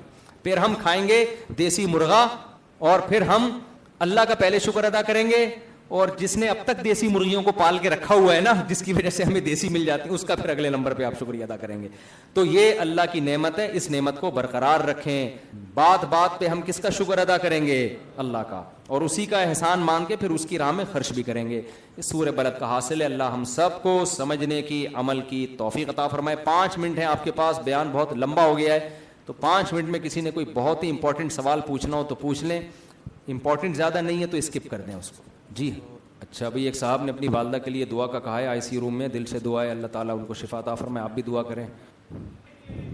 جی جی جی جی جی جی جی جی جی جی بھائی, ان کا سوال یہ ہے کہ جب یہ غیر شرعی بل LGBT کا پاس ہوا ہے تو اس میں اسمبلی میں تو مذہبی لوگ بھی موجود تھے, تو یہ پاس ہو کیسے گیا؟ انہوں نے اس کے خلاف آواز کیوں نہیں اٹھائی؟ یہ ان کا اعتراض ہے مذہبی جماعتوں پر. دیکھیں مذہبی جماعتوں میں جو سینیٹر مشتاق احمد ہیں جماعت اسلامی کی طرف سے, انہوں نے بھرپور آواز اٹھائی ہے. پہلی بات تو یہ, اور انہی کی آواز اٹھانے کی وجہ سے ہم تک یہ مسئلہ پہنچا اور ہم احتجاج ریکارڈ کروا رہے ہیں. تو جماعت اسلامی نے اس میں اپنا کردار ادا کیا ہے. باقیوں نے کیوں ادا نہیں کیا؟ تو معین اختر کا میں ایسے موقع پہ اثر بتاتا ہوں کہ انور مقصود نے 50-50 میں معین اختر سے پوچھا کہ آپ کے ماموں کیا کرتے ہیں, تو معین اختر نے کہا ماموں کی باتیں آپ ماموں سے پوچھیں. انٹرویو کے لیے مجھے بلائے تو مجھ سے میرے بارے میں پوچھیں, ماموں کی باتیں آپ اس سے کس سے پوچھیں؟ ماموں. تو JUI کی باتیں آپ ان سے پوچھیں کہ انہوں نے احتجاج کیوں نہیں کیا. اب کر رہے ہیں احتجاج, تو اس وقت کیوں نہیں کیا؟ جہاں تک مجھے نالج ہے, لیکن میں وہ نالج شیئر کرتا ہوں تو ایک تماشا نہ بن جائے. مجھے نالج یہ ہے کہ ان کو دھوکہ دیا گیا ہے. انگلش میں جو مسودہ تھا کچھ اور تھا, اردو میں اس کی ٹرانسلیشن جان بوجھ کر غلط کی گئی ہے. لیکن بہرحال ایک سوالیہ نشان ہے کہ مذہبی جماعتوں کو اتنی آسانی سے بیوقوف کیسے بنا دیا. ان کو چاہیے تھا نا کہ ان کو پتا ہونا چاہیے بھائی شرارتیں ہوتی ہیں. دیکھیں مذہبی جماعت تو کوئی بھی اس کو سپورٹ نہیں کرے گی, کبھی بھی نہیں کرے گی, لیکن یہ بہرحال ایک بہت بڑا ایک غیر ذمہ داری کا ثبوت دیا ہے کہ آپ کو چاہیے تھا کہ آپ خود اس کی ٹرانسلیشن. یہ بہرحال ایک سوال ہے. میری ملاقات ہوئی تو میں بھی پوچھ لوں گا, آپ کی ہوئی تو آپ بھی پوچھیں, لیکن ماموں کی باتیں کس سے پوچھی جائیں گی؟ ماموں سے پوچھی جائیں گی, وہ مجھ سے نہیں پوچھی جائیں گی. یہ سوال ہے, ان کو چاہیے اس کا جواب وہ ریکارڈ کروائیں, ورنہ ایک سوال یہ نشان ہے بہت بڑا. تو ان کو چاہیے کہ اس کی وضاحتی بیان جاری کریں اس کے اوپر, وہ کہ کیوں ایسا ہوا ہے. جناب اس بل کے بارے میں عام آدمی تو یہ ایکشن لے سکتا ہے کہ وہ سوشل میڈیا پہ اس کے خلاف اپنا احتجاج بھرپور طریقے سے ریکارڈ کروائے. اس کا بڑا اثر پڑتا ہے. ہم اس کو سمجھتے ہیں فضول ہے, ایسا نہیں ہے. میرے کچھ بیانات ایسے تھے جو میں نے کیے ہیں, اس کا ایسا اثر پڑا ہے کہ وہ قانون پاس ہونے سے رہ گیا, کیونکہ وہ بیان ہر چینل نے وائرل کیا ہے. تو ایسا نہیں ہے کہ ہم جب سوشل میڈیا پہ آواز اٹھاتے ہیں کوئی ایسا نہیں پڑتا, اثر پڑتا ہے. ہمارے حکمران تبھی تو ہمارے حکمرانوں نے گھننے بن کے یہ قانون کو پاس کرایا ہے کہ پبلک کو پتہ نہ چلے. ان کو پتا تھا, پبلک کو پتا چل گیا, پھیل گیا تو ہمارے لیے مشکل ہو جائے گی. تو آپ بھرپور طریقے سے احتجاج ریکارڈ کروائیں, اور ان پہ بھی بیرونی دباؤ ہے تاکہ وہ کہیں بھائی ہماری عوام اس کو ایکسیپٹ نہیں کر رہی ہے. تو یہ کام تو فوری طور پہ کرنا چاہیے. جی دیکھیں سنت یہ ہے کہ گراؤنڈ میں ہو, کھلے میدان میں ہو. یہ جو مسجدوں میں طریقہ نماز عید کا, جمعہ تو ہو سکتا ہے, نماز عید وہ کھلے میدان میں ہونی چاہیے, یہ خلاف سنت ہے.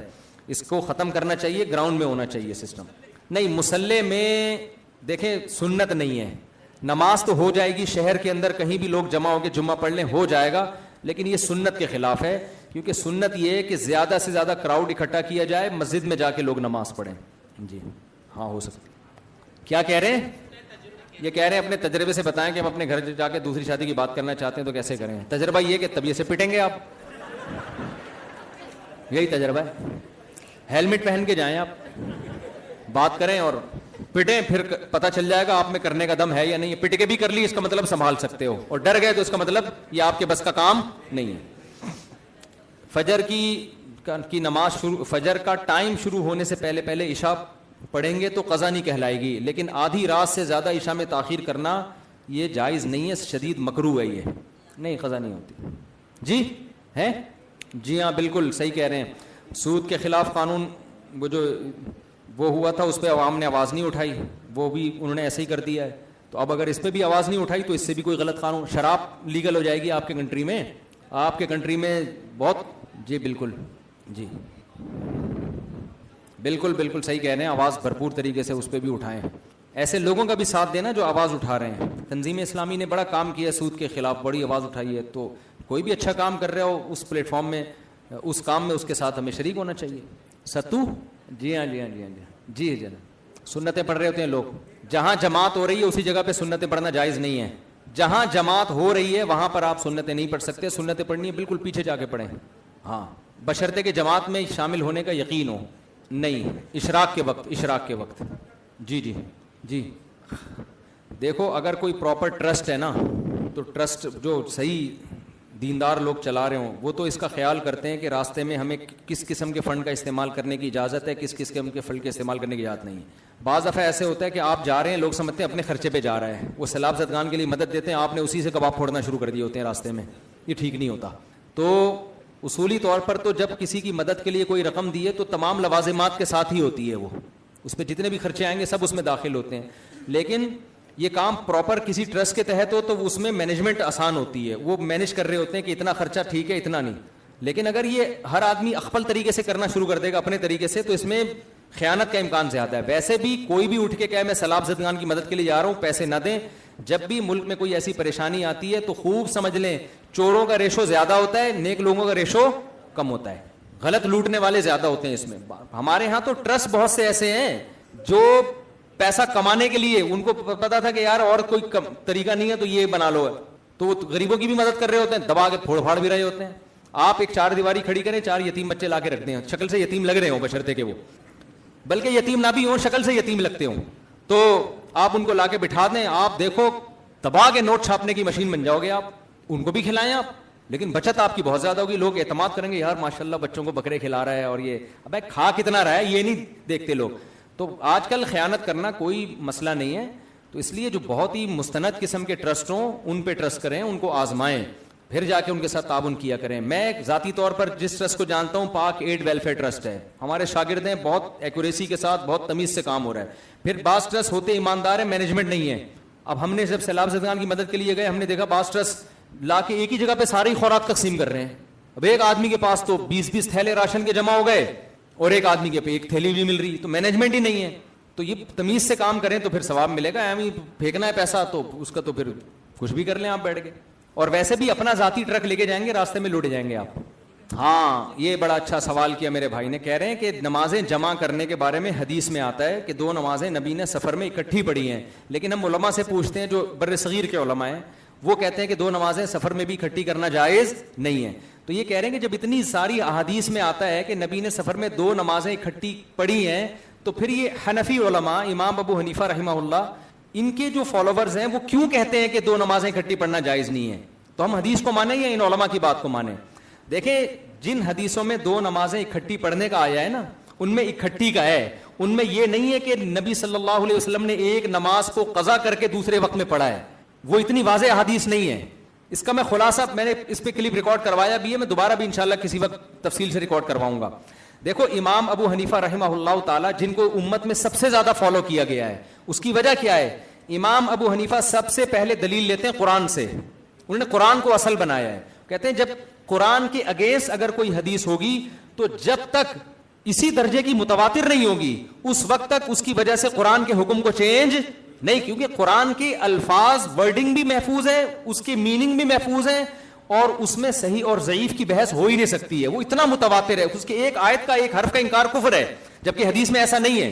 تو اس لیے قطعی الدلالہ اور قطعی الثبوت, میں مثال سے ٹائم ہے آپ لوگوں کے پاس؟ بس یہ میں حضرت پھر اگلے ہفتے آپ سوال کریں گے, بہت ٹائم ہو جائے گا اگر میں نے اس کے بعد مزید سوال لیے نا. کیا علماء کرام سیاست میں ہے نا, وہ ہیں تو آپ ان سے پوچھیں. جی ماموں کے بارے میں سوال آپ ماموں سے پوچھیں نا, جگہ جگہ دسترخوان لگے ہوئے ہیں, آپ جانے وہ دسترخوان جانے, ماموں کی باتیں ماموں سے پوچھیں. بھائی میں تو شہر میں کھا رہے ہیں, وہ جائیں وہ تھر میں جائیں, وہاں جائیں, جا کے وہاں لوگوں کو ساتھ تعاون کریں, اندر غریب لوگ مر رہے ہیں, ادھر ڈیفینس میں دسترخوان لگ رہا ہے. خیر ماموں کی باتیں ماموں سے ہی پوچھیں تو اچھا ہے نا, میں مجھے کیوں پھٹا کروا رہے ہیں لوگوں کے ساتھ میرا. تو دیکھیں ایک اصولی بات ہے کہ آپ کے پاس جب بھی کوئی دلیل ہوتی ہے نا, دلائل کی 2 قسمیں ہیں. دلائل کی کتنی قسمیں ہیں؟ 2. ایک ہوتا ہے دلیل جو قطعی ثبوت ہو. قطعی ثبوت کا مطلب یہ ہے کہ آپ کے پاس خبر پہنچی, گواہوں کی خبر پہنچی, اور خبر ایسے ذرائع سے پہنچی ہے, اتنے لوگوں نے اس خبر کو بیان کیا ہے کہ آپ کو اس کے جھوٹا سچا ہونے میں ذرہ برابر بھی شک اور شبہ نہیں ہے. اتنے لوگوں نے اس کو بیان کیا, آپ کہتے ہیں یار یہ 100% درست ہے. جیسے ورلڈ ٹریڈ سینٹر تباہ ہوا, اس میں کوئی کہے کہ میں نہیں مانتا تباہ ہوا, آپ مان لو گے اس کی بات؟ بولا کہ یار ساری دنیا پاگل ہے, ٹی وی میں خبریں چلی ہیں, ساری دنیا نقل کرتی چلی آئی ہے, تو ایسی خبر کو کہا جاتا ہے قطعی الثبوت, ایسا واضح ثبوت ہے کہ اس میں یہ بحث ہو ہی نہیں سکتی کہ یہ صحیح حدیث ہے یا یہ ضعیف ہے. دوسری چیز ہوتی ہے قطعی الدلالہ. دلالت کا مطلب یہ ہوتا ہے آپ کے پاس خبر پہنچی ایسے ذرائع سے جو متواتر ذرائع ہیں, اس کو آپ جھوٹا نہیں کہہ سکتے, لیکن خبر ایسی ہے کہ اس کے میننگ میں اختلاف ہو سکتا ہے. ایک کہہ رہا ہے اس کا مطلب یہ ہے, دوسرا کہہ رہا ہے اس کا مطلب یہ ہے. اس نے جو یہ خبر دی ہے ہمیں, بھائی اس کے میننگ یہ نہیں بلکہ یہ ہے, دوسرا کہہ رہے نہیں اس کے مطلب یہ نہیں بلکہ یہ ہے, تو ہم یوں کہیں گے یہ خبر قطعی الثبوت تو ہے لیکن قطعی الدلالہ بولو نہیں. یعنی اس کے یہ اپنے جو اس میں دعویٰ کیا گیا ہے نا, وہ دعویٰ اس میں واضح نہیں ہے. 4 قسم کی خبریں ہوتی ہیں, قطعی الثبوت بھی ہو اور قطعی الدلالہ بھی ہو, یعنی اس کا معنی بھی بالکل 2 اور 2 4 کی طرح واضح ہو. بعض خبریں ایسی ہوتی ہیں قطعی الثبوت ہیں لیکن اس کا جو میننگ ہے وہ واضح نہیں ہوتے. بعض دفعہ اس کے برعکس ہوتا ہے, اس کے میننگ تو 2 اور 2 4 کی طرح واضح ہیں لیکن اس خبر کے صحیح ہونے کا ایسا ثبوت نہیں ہے جیسا ایک متواتر بات کا ثبوت ہوتا ہے. اب سمجھیں اس بات کو, قرآن جو ہے نا, قرآن کی جو آیتیں ہیں یہ ثبوت میں بھی متواتر ہیں, اس کی ایک زبر زیر پیش کا انکار کر دیا نا کافر ہو جاؤ گے. اس میں کوئی اگر یہ بحث کرتا ہے نا راویوں کی بحث کہ یہ راوی صحیح نہیں ہے اس لیے میں اس آیت کو درست نہیں مانتا, یہ کہتے ہی آپ کافر ہو جاؤ گے. اتنا تواتر کروڑوں کے لاکھوں کروڑوں سے منتقل ہوتا چلا آ رہا ہے. دوسرا, نمازیں اپنے وقت پہ پڑھنی ہیں, اس دعوے میں قرآن واضح بھی بہت ہے, یعنی قرآن کی جو آیتیں ہیں اس میں کوئی کنفیوژن نہیں. انہوں نے 2 ٹوک ہمیں بتا دیا ہے کہ ہر نماز کا اپنا وقت ہے. اس کی 2 بات مطلب نہیں ہو سکتے. سفر کے بارے میں قرآن نے کہا ہر نماز وقت پہ پڑھنی ہے. میدان جنگ کے بارے میں جو قرآنی آیات نازل ہوئی, قرآن نے کہا جب تم میدان جنگ میں دشمن سے لڑو تو قرآن کیا کہتا ہے کہ اے نبی آپ جب جماعت کی نماز قائم کریں گے تو 1 رکعت لوگ آپ کے ساتھ, پھر 1 رکعت میدان جنگ میں, اور جب تم خوف زیادہ ہو جائے تو سوار ہو کے پڑھو, پیدل پڑھو. یہ قرآن بیان کر رہا ہے میدان جنگ میں. اور میدان جنگ کہاں ہوتا, شہر میں ہوتا تھا, سفر میں نا, تو قرآن سفر میں میدان جنگ کی نماز بتا رہا ہے کہ کھڑے ہو کے نہیں پڑھ سکتے تو کیسے پڑھو, رجالن او رکبانا, پیدل چلتے ہوئے پڑھ لو, او رکبانا سوار ہو کے پڑھ لو. سمجھ میں آ رہی ہے بات؟ اب سوال پیدا ہوتا ہے اے اللہ اتنی ٹینشن میں تو نے کیوں ڈالا ہوا ہے ہمیں, بھائی سفر میں بھی ہے, میدان جنگ بھی ہے, اور تو کہہ رہا ہے کھڑے ہو کے نہیں پڑھ سکتے سوار ہو کے پڑھ لو, تو یوں کیوں نہیں کہتا تھا قضا ہو کے اگلے ٹائم پہ پڑھ لینا ہے. بھائی ابھی ظہر کا ٹائم ہے, جنگ چل رہی ہے, کوئی بات نہیں, ظہر کی نماز عصر کے مغرب سے آدھا گھنٹہ پہلے ظہر عصر ملا کے پڑھ لینا. آج بہت سے لوگ یہ بھی کہہ رہے ہیں مغرب سے آدھا گھنٹہ پہلے ظہر عصر کیا کر لو. تو اے اللہ اتنی ٹینشن میں کیوں ڈالا ہوا ہے؟ اور اگر بالفرض لڑائی ہو رہی ہے, لڑائی کا جو ٹائم ہے وہ شام 3 بجے سے لے کے 4 بجے تک ہے, 3 بجے سے لے کے 5 بجے تک ہے, تو اللہ ہم ظہر اور عصر پڑھ لیں گے 12 بجے 12:30 بجے, اور مغرب اور عشاء پڑھ لیں گے جب فجر سے تھوڑی دیر پہلے. تو یہ تاکہ ہمیں گھوڑے پر سوار اور پیدل چلنے کی ضرورت پیش نہ آئے. اس کا قرآن نے جواب دیا کہ ان خفتم فرجالا او رکبانا فاذا اطمأننتم فاقیموا الصلاة ان الصلاة كانت على المؤمنین کتابا موقوتا. میں جو تمہیں اتنی ٹینشن میں ڈال رہا ہوں اس لیے کہ نمازیں مومنین پر مقررہ اوقات میں فرض ہیں. کیا مطلب؟ ہر نماز کا ایک ٹائم متعین ہے. تو یہ آیت اور اس جیسی اور بہت ساری آیتیں جن میں قرآن ہر نماز کو اپنے ٹائم پہ پڑھنے کا حکم دے رہا ہے, قضا کرنے کی اجازت نہیں دے رہا. بہت ساری آیتیں اور بھی ہیں قرآن میں جہاں جنتیوں کی اللہ نے صفت بیان کی, والذین هم علی صلواتہم یحافظون, یہ اپنی نمازوں کی حفاظت, نماز نہیں نمازوں یعنی 5 نمازوں کی حفاظت کرتے ہیں. اور یہ آیتیں سفر کے بارے میں اور حضر ان میں کوئی فرق بولو نہیں کر رہی. ہر نماز کے بارے میں قرآن کہہ رہے ہیں حفاظت کیونکہ قرآن ٹائم کے پابندی کا حکم دے رہے ہیں. حفاظت کا مطلب یہی ہوگا نا, اگر ٹائم باؤنڈ نہیں ہوگا تو حفاظت کا کیا مطلب؟ بھائی ساری پڑھ لینا, رات کو جب گھر پہ آؤ گے اکٹھی پڑھ لینا, ابھی جا رہے ہو قیام تو عام آئے گا نا وہاں پڑھ لینا قضا. تو امام ابو حنیفہ نے جو بہت بڑے فقی تھے, تبھی تو امام شافعی نے کہا ہے کہ الناس عیال ابی حنیفہ فی الفقہ. امام شافعی استاذ ہیں احمد بن حنبل کے, احمد بن حنبل استاذ ہیں امام بخاری کے. تو امام بخاری کے استاذ ابو حنیفہ کے بارے میں کہتے ہیں لوگ قرآن و سنت سے مسائل سمجھنے میں ابو حنیفہ کے محتاج ہیں. تو امام حنیفہ نے دیکھا کہ قرآن کی جتنی آیتیں ہیں وہ قطعی الثبوت بھی ہیں اور قطعی الدلالہ بھی ہیں. قرآن جہاں جنتیوں کی صفت بیان کرتا ہے بار بار ایک بار نہیں بار بار نمازوں کی حفاظت کرتے ہیں. تو امام حنیفہ نے کہا اتنی واضح آیتیں آنے کے بعد دو چار حدیثوں میں اگر آ گیا نا کہ نبی نے نمازوں کو جمع کیا ہے تو وہ حدیثیں ایک تو ظنی ہیں, وہ اس طرح کی قطعی نہیں ہے, ایک تو ظنی ثبوت ہے, دوسرا ظنی دلالہ بھی ہیں, ان کے معنی بھی واضح نہیں ہے. تو ان حدیثوں کے مقابلے میں قرآن کو کیسے ہم چھوڑ دیں گے؟ اب میں بتاتا ہوں وہ حدیثیں ظنی ثبوت بھی ہیں. ظنی ثبوت کا مطلب کیا؟ خبر واحد ہیں, حدثنی فلان قال حدثنی فلان قال حدثنی فلان, ایک ایک آدمی جا کے اوپر بیان کر رہا ہے. ٹھیک ہے, امام بخاری نے اس کو ثقہ قرار دے دیا, لیکن امکان تو ہے نا کہ بیان کرنے میں غلطی ہوئی ہو, اس بات کا امکان. ہم اس امکان کو لفٹ نہیں کراتے اگر قرآن کے مقابلے میں نہ ہوتا. اس کی مثال ایسے ہے, ایک آدمی نے آپ کو آ کے بتایا کہ بولٹن مارکیٹ میں بم پھٹا ہے. کراچی میں بم کے علاوہ کوئی مثال سمجھ میں نہیں آتی کیونکہ کراچی میں واقعات اسی قسم کے ہوتے ہیں. ایک آدمی نے آپ کو آ کے بتایا جی بولٹن مارکیٹ میں تھا, بم پھٹا ہے. آدمی نیک ہے, ثقہ ہے, آپ کہتے ہو یار یہ بندہ جھوٹ نہیں بولتا, میں اس کی بات پہ مانوں گا. لیکن 100 آدمی اسی ٹائم پہ بولٹن مارکیٹ سے آ کے کہہ رہے ہیں بھائی نہیں پھٹا. اب آپ کہو گے یہ بندہ کیا کر رہا ہے؟ غلط بول رہا ہے, اس کو کنفیوژن ہوئی ہے, پھٹی کچھ اور چیز ہوگی, یہ کیا سمجھا یہ سمجھا بم پھٹا ہے. ہم یہ کہیں گے کہ کیا تم اس کو جھوٹا قرار دے رہے ہو؟ نہیں بھائی یہ قابل اعتماد ہے, لیکن یار وہ اس سے زیادہ قابل اعتماد ہے. اصل میں جہالت کا دور ہے نا, ہر آدمی کہتا ہے بخاری کی جو حدیث آئے لے لو, بخاری کی جو حدیث آئے لے لو. یہ اصول فقہ پڑھا ہی نہیں ہے. جب بغیر پراپر طریقے سے علم انسان حاصل نہیں کرتا تو اس کو پتہ نہیں ہوتا کہ فقہا کے دلائل ہیں کیا, اس کا ظرف تنگ ہو جاتا ہے, وہ سمجھتا ہے دلیل صرف میرے پاس ہی, دوسرے کے پاس نہیں ہے. تو اب سمجھو بات کو, امام ابو حنیفہ نے کہا کہ یہ جو دو نمازیں اکٹھی کرنے کی حدیثیں ہیں, یا تو یہ قطعی ثبوت نہیں ہے یا قطعی دلالہ نہیں. جو قطعی ثبوت ہے وہ قطعی دلالہ نہیں ہے. کیا مطلب؟ کچھ حدیثیں صحیح ہیں لیکن ان میں جو مضمون بیان کیا گیا نا, دو نمازیں جمع کی گئی ہیں, مبہم بیان کیا گیا ہے, واضح نہیں ہے کہ ایک نماز کو قضا بھی کیا ہے کہ نہیں کیا.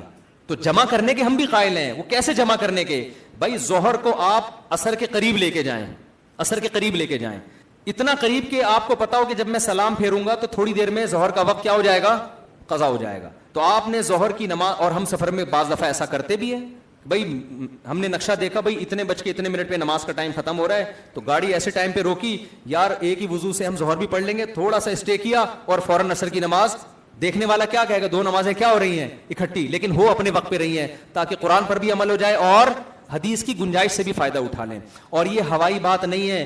امام حضرت عبداللہ بن عمر سے یہ ثابت ہے کہ انہوں نے سفر میں ایسا کیا ہے. ان کی زوجہ جو طحاوی یا مصنف ابن ابی شیبہ وغیرہ میں روایت موجود ہے کہ عبداللہ بن عمر رضی اللہ تعالی عنہ کی زوجہ بیمار تھی, سفر میں تھے, جب وہ گئے ہیں واپس تو مغرب کا وقت ہوا, لوگوں نے کہا پڑھے, انہوں نے کہا مجھے سفر میں جلدی ہے میں ابھی نہیں پڑھوں گا. یہاں تک کہ جب قریب تھا کہ مغرب قضا ہو جاتی, قضا ہونے سے پہلے انہوں نے مغرب کی نماز پڑھی, تھوڑا سا ٹھہرے, پھر فوراً عشاء کا وقت داخل ہوا, عشاء پڑھ لی. تو یہ صحابہ سے بھی ثابت ہے. اگر آپ اس تعویل کو نہیں مانتے اور آپ کہتے ہیں یہ تعویل جو آپ کہہ رہے ہیں کہ دو نمازیں اکٹھی پڑھی ہیں, یہ حنفیوں نے اپنی طرف سے نکال لیا نا, حنفیوں نے اپنی طرف سے نکال لیا کہ اس طرح پڑھی ہیں. اگر آپ اس تعویل کو نہیں مانتے نا تو آپ پھنس جاؤ گے برے طریقے سے, کیونکہ صحیح حدیث میں, مسلم کی حدیث میں ہے کہ نبی نے بغیر کسی عذر کے بھی دو نمازیں اکٹھی پڑھی ہیں. سمجھ میں آ رہی ہے بات؟ وہاں سب مجبور ہیں یہ تعویل کرنے پر کہ بھائی کہ وہ ظہر کو ڈیلے کیا عصر تک اور عصر کو تھوڑا سا کیا کر دیا مقدم. کیونکہ اگر وہاں آپ کہتے ہو کہ نہیں اکٹھی کا مطلب ظہر کو قضا کر کے عصر میں لے گئے, تو اگر ہے تو پھر حدیث کے صاف الفاظ یہ ہیں کہ بغیر کسی عذر کے. اس کا مطلب پھر شیعہ صحیح کرتے ہیں. اس کا مطلب کیا ہوا؟ پھر شیعہ بغیر عذر کے بھی پڑھ رہے ہوتے ہیں, لیکن اہل سنت والجماعت میں کوئی بھی اس کا قائل نہیں, کوئی محدث, کوئی فقیہ, نہ امام بخاری اس کے قائل ہے, نہ امام ترمذی اس کے قائل. صرف یہ انجینئر علی مرزا دنیا کا واحد آدمی ہے جو اپنے آپ کو سنی بھی کہتا ہے اور اس کا قائل بھی ہے, ورنہ اہل حدیث بھی اس کے قائل نہیں ہے. سمجھ میں آ رہی ہے بات؟ یہ اکیلا آدمی ہے جو یہ کہتا ہے کہ دو نمازیں بغیر عذر کے بھی آپ اکٹھی کر سکتے ہیں, بغیر سفر کے بھی, لیکن کوئی بھی نہ محدثین میں اس کا قائل نہیں ہے. تو ہم کہتے ہیں جو آپ کا وہاں جواب ہے وہی ہمارا, جو اس حدیث میں آپ جواب دیتے ہو وہی جواب ہم ان حدیثوں میں دیتے ہیں جن میں سفر میں دو نمازیں اکٹھی پڑھنے کا حکم ہے. اور اگر کسی حدیث میں واضح ہے کہ نماز دوسرے وقت میں داخل کر کے پڑھی ہے تو وہ حدیث متفق علیہ صحیح ہے نہیں, پھر وہ اس کی سندوں کی بحث انشاءاللہ میں کبھی یوٹیوب پہ ڈالوں گا, میں نے اس پہ بڑی تحقیق کی ہے. کوئی بے غبار صحیح حدیث ایسی نہیں ہے جس میں بہت ہی وضاحت کے ساتھ ہو کہ قضا کر کے پڑھی ہے. یا تو صحیح نہیں ہے, یا صحیح اگر ہے تو اس میں واضح دلیل نہیں ہے کہ دو اس طرح سے پڑھی ہے کہ نماز قضا کی ہے. تو اس لیے قرآن جب اتنی واضح طور پر حکم دے رہا ہے تو اس لیے امام حنیفہ نے وہی کام کیا جو قرآن و سنت کی روشنی میں ان کو صحیح لگا, اور بڑا خاندانی کام کیا انہوں نے کہ انہوں نے کہا کہ بھئی ایسے نہیں ہے نمازیں جمع کرنے کا. اور ایک اور دلیل عبداللہ بن مسعود رضی اللہ تعالیٰ عنہ کا قول بھی ہے اس بارے میں, وہ بھی صحیح حدیث سے ثابت ہے. وہ کہتے ہیں نبی نے کبھی سفر حضر میں دو نمازوں کو اکٹھا نہیں کیا. سمجھ میں آ رہی ہے بات؟ سوائے حج کے موقع پہ, یہ عبداللہ بن مسعود کا قول ہے. تو عبداللہ بن مسعود تو نبی کے سفر حضر کے ساتھی تھے. یہ لوگ اس کا جواب دیتے ہیں کہ عبداللہ بن مسعود کو پتہ ہی نہیں ہوگا. بھائی جو نبی کے ہر وقت سفر حضر میں ساتھ رہتے ہوں وہ اتنا بڑا دعویٰ کیسے کر سکتے ہیں؟ تو یہ بھی تو حدیث ہے نا. اور ایک اور دلیل, حج میں پوری امت کا اجماع ہے کہ ظہر اثر عرفات میں ملا کے پڑھنا ہے اور مزدلفہ میں مغرب عشاء کو ملا کے پڑھنا ہے. اس کے سب قائل ہیں, کیونکہ عبداللہ بن مسعود کی حدیث ہے کہ نبی نے کبھی ایسا نہیں کیا سوائے اس موقع پہ. اور حج جو ہے نا وہ ہے ہی خلاف قیاس. حج کے سارے ارکان کیا ہیں؟ خوشبو لگانے پر پابندی ہے, اور حج میں آپ کیا کرتے ہیں؟ ٹنڈ کروا کے آتے ہیں, حالانکہ بال رکھنا سنت ہے نا. جانور ذبح کرتے ہیں, جانور کو کاٹنا کیا ہے؟ یہ بھی عقل کے خلاف ہے. رمی کر رہے ہیں, طواف کر رہے ہیں, تو حج میں تو سارے کام وہ کروائے جاتے ہیں جو عام عادت سے ہٹ کر ہیں. تو عادت تو یہی تھی ہر نماز ٹائم پہ پڑھی جائے, لیکن اللہ نے حج میں یہ دیکھنے کے لیے کہ تم میری مان کے چلتے ہو یا اپنی عقل استعمال کرتے ہو, اپنی عادت کو فالو, اس لیے اللہ نے وہاں ہم سے کام نمازوں میں بھی چینجنگ کروا دی. اب یہی دلیل ہماری حج کے بارے میں اس بات کی واضح دلیل ہے کہ نبی نے سفر میں 2 نمازیں اس طرح اکٹھی نہیں پڑھی ہیں کہ نمازوں کو قضا کیا ہو. اس لیے کہ اگر نبی صلی اللہ علیہ وسلم سے یہ ثابت ہوتا تو حج میں عرفہ اور مزدلفہ کے علاوہ ایک بھی روایت نہیں ہے کہ نبی نے 2 نمازیں اکٹھی پڑھی ہوں. یہ کیا بات ہے؟ سارے صحابہ یہی بیان کر رہے ہیں کہ نبی نے جب حج کا سفر کیا تو عرفات میں ظہر اثر ملا کے پڑھی اور مزدلفہ میں مغرب عشاء. او بھائی آپ تو مدینہ سے کب سے نکلے ہوئے تھے سفر میں؟ صحابہ یہ کہہ رہے ہوتے جب آپ نے احرام باندھا تو ظہر کی نماز کے ساتھ آپ نے اثر پڑھ لی. اہل حدیث تو اکثر یہی کرتے ہیں, لاہور جا رہے ہیں ٹرین میں ہم دیکھتے ہیں ان کو کہ وہ اسٹیشن پہ ظہر اثر پڑھ رہے ہوتے ہیں, آگے مغرب عشاء اکٹھی پڑھ رہے ہوتے ہیں. پوری دنیا میں ہم عربوں کو یہی دیکھ رہے ہیں. تو اگر یہ ایسے ہوتا تو صرف صحابہ حج میں مزدلفہ اور عرفہ میں کیوں بتا رہے ہوتے؟ اور اس زمانے کا حج 2 دن کا نہیں ہوتا تھا. نبی جب مدینہ سے چلے ہیں احرام باندھ کے, کتنے لمبا سفر تھا, آنے کا بھی جانے کا بھی. ایک روایت تو دکھا دو کہ اس سفر میں نبی نے 2 نمازیں اکٹھی پڑھی ہوں. وہ بھی تو سفر تھا. جہاں پڑھی وہاں صحابہ نے بتا دیا واضح کہ بھئی ظہر کے ساتھ فوراً اثر پڑھی ہے اور ظہر کے وقت میں پڑھی ہے, اور مزدلفہ میں مغرب کو قضا کر کے عشاء میں جا کے پڑھا ہے آپ صلی اللہ علیہ وسلم نے. تو وہاں ہم بھی قائل ہیں. باقی جتنی بھی سفر کے بارے میں روایات ہیں یا تو وہ صحیح نہیں ہے یا صریح نہیں ہے. صحیح کا مطلب سند کمزور ہے, اگر سند صحیح ہے تو اپنے مضمون میں صریح نہیں ہے. صحیح کا مطلب ان کا مطلب واضح نہیں ہے. تو اس لیے قرآن جو بار بار نمازوں کی حفاظت کا حکم دے رہے ہیں نا, اس کی احتیاط کا تقاضا یہی ہے کہ سفر میں نماز کیسے پڑھا کریں ٹائم پہ. آخر میں ایک اشکال کا جواب دے دیتا ہوں. لوگ یہ کہتے ہیں کہ اسلام نے یہ جو حکم دیا ہے کہ 2 نمازیں اکٹھی پڑھنے کی اجازت ہے, تو حنفی علماء جو کہتے ہیں کہ ظہر کو عصر کے قریب اور عصر کو مقدم کر لیا جائے, اس زمانے میں ایسا بہت مشکل تھا, کیونکہ سورج کی وہ دیکھنا کہ سایہ 1 مثل ہو گیا, 2 مثل ہو گیا, اور مغربی ٹائم کی آج کل تو نقشے میں دیکھ سکتے ہیں آپ, اس زمانے تو بڑا مشکل تھا. تو اسلام نے یہ کام آسانی کے لیے کیا ہے, مشکل میں ڈالنے کے لیے تھوڑی کیا ہے. یہ دلیل ابن تیمیہ رحمۃ اللہ نے دی ہے, تو اس سے تو اور مشکل میں پڑ رہے ہیں. اس کا جواب یہ ہے کہ اسلام نے اگر یہ 2 نمازیں اکٹھی کرنا اس کو لازمی حکم قرار دیا ہوتا نا, پھر واقعی اس پہ مشکل تھی. بعض دفعہ آسمان پہ بادل ہوتے ہیں, آپ کو پتہ نہیں چل رہا ہوتا. نبی صلی اللہ علیہ وسلم کا عام معمول یہ تھا کہ سفر میں اس طرح بھی 2 نمازیں اکٹھی نہیں کرتے تھے. یہ تو عرب علماء بھی اس کے قائل ہیں, امام شافعی بھی اس کے قائل ہیں کہ یہ کبھی کبھار ہوا ہے, ہمیشہ ایسا نہیں ہوا. تو جب کبھی کبھار ہو تو مطلع صاف ہو تو ان لوگوں کے لیے ٹائم پہچاننا جو ہمیشہ سورج کی منزلیں دیکھ کے چلا کرتے تھے, ان کے لیے یہ کام کوئی مشکل نہیں تھا. سمجھ میں آ رہی ہے بات؟ ہاں, مطلب جب ابر آلود ہوگا تو پھر مشکل ہوگا. تو یہ کہاں ثابت ہے کہ مطلب ابر آلود تھا اور نبی نے 2 نمازیں اکٹھی پڑھی ہیں؟ سمجھ میں آ رہی ہے بات؟ یہ ایک اور خاندانی دلیل, یہ آپ کے سوال کا جواب میں بعد میں دوں گا. آپ کے سوال سے دلیل ایک اور میں نے پکڑ لی ہے. دیکھو, اسلام نے 4 رکعتوں کو 2 کیوں کیا ہے سفر میں؟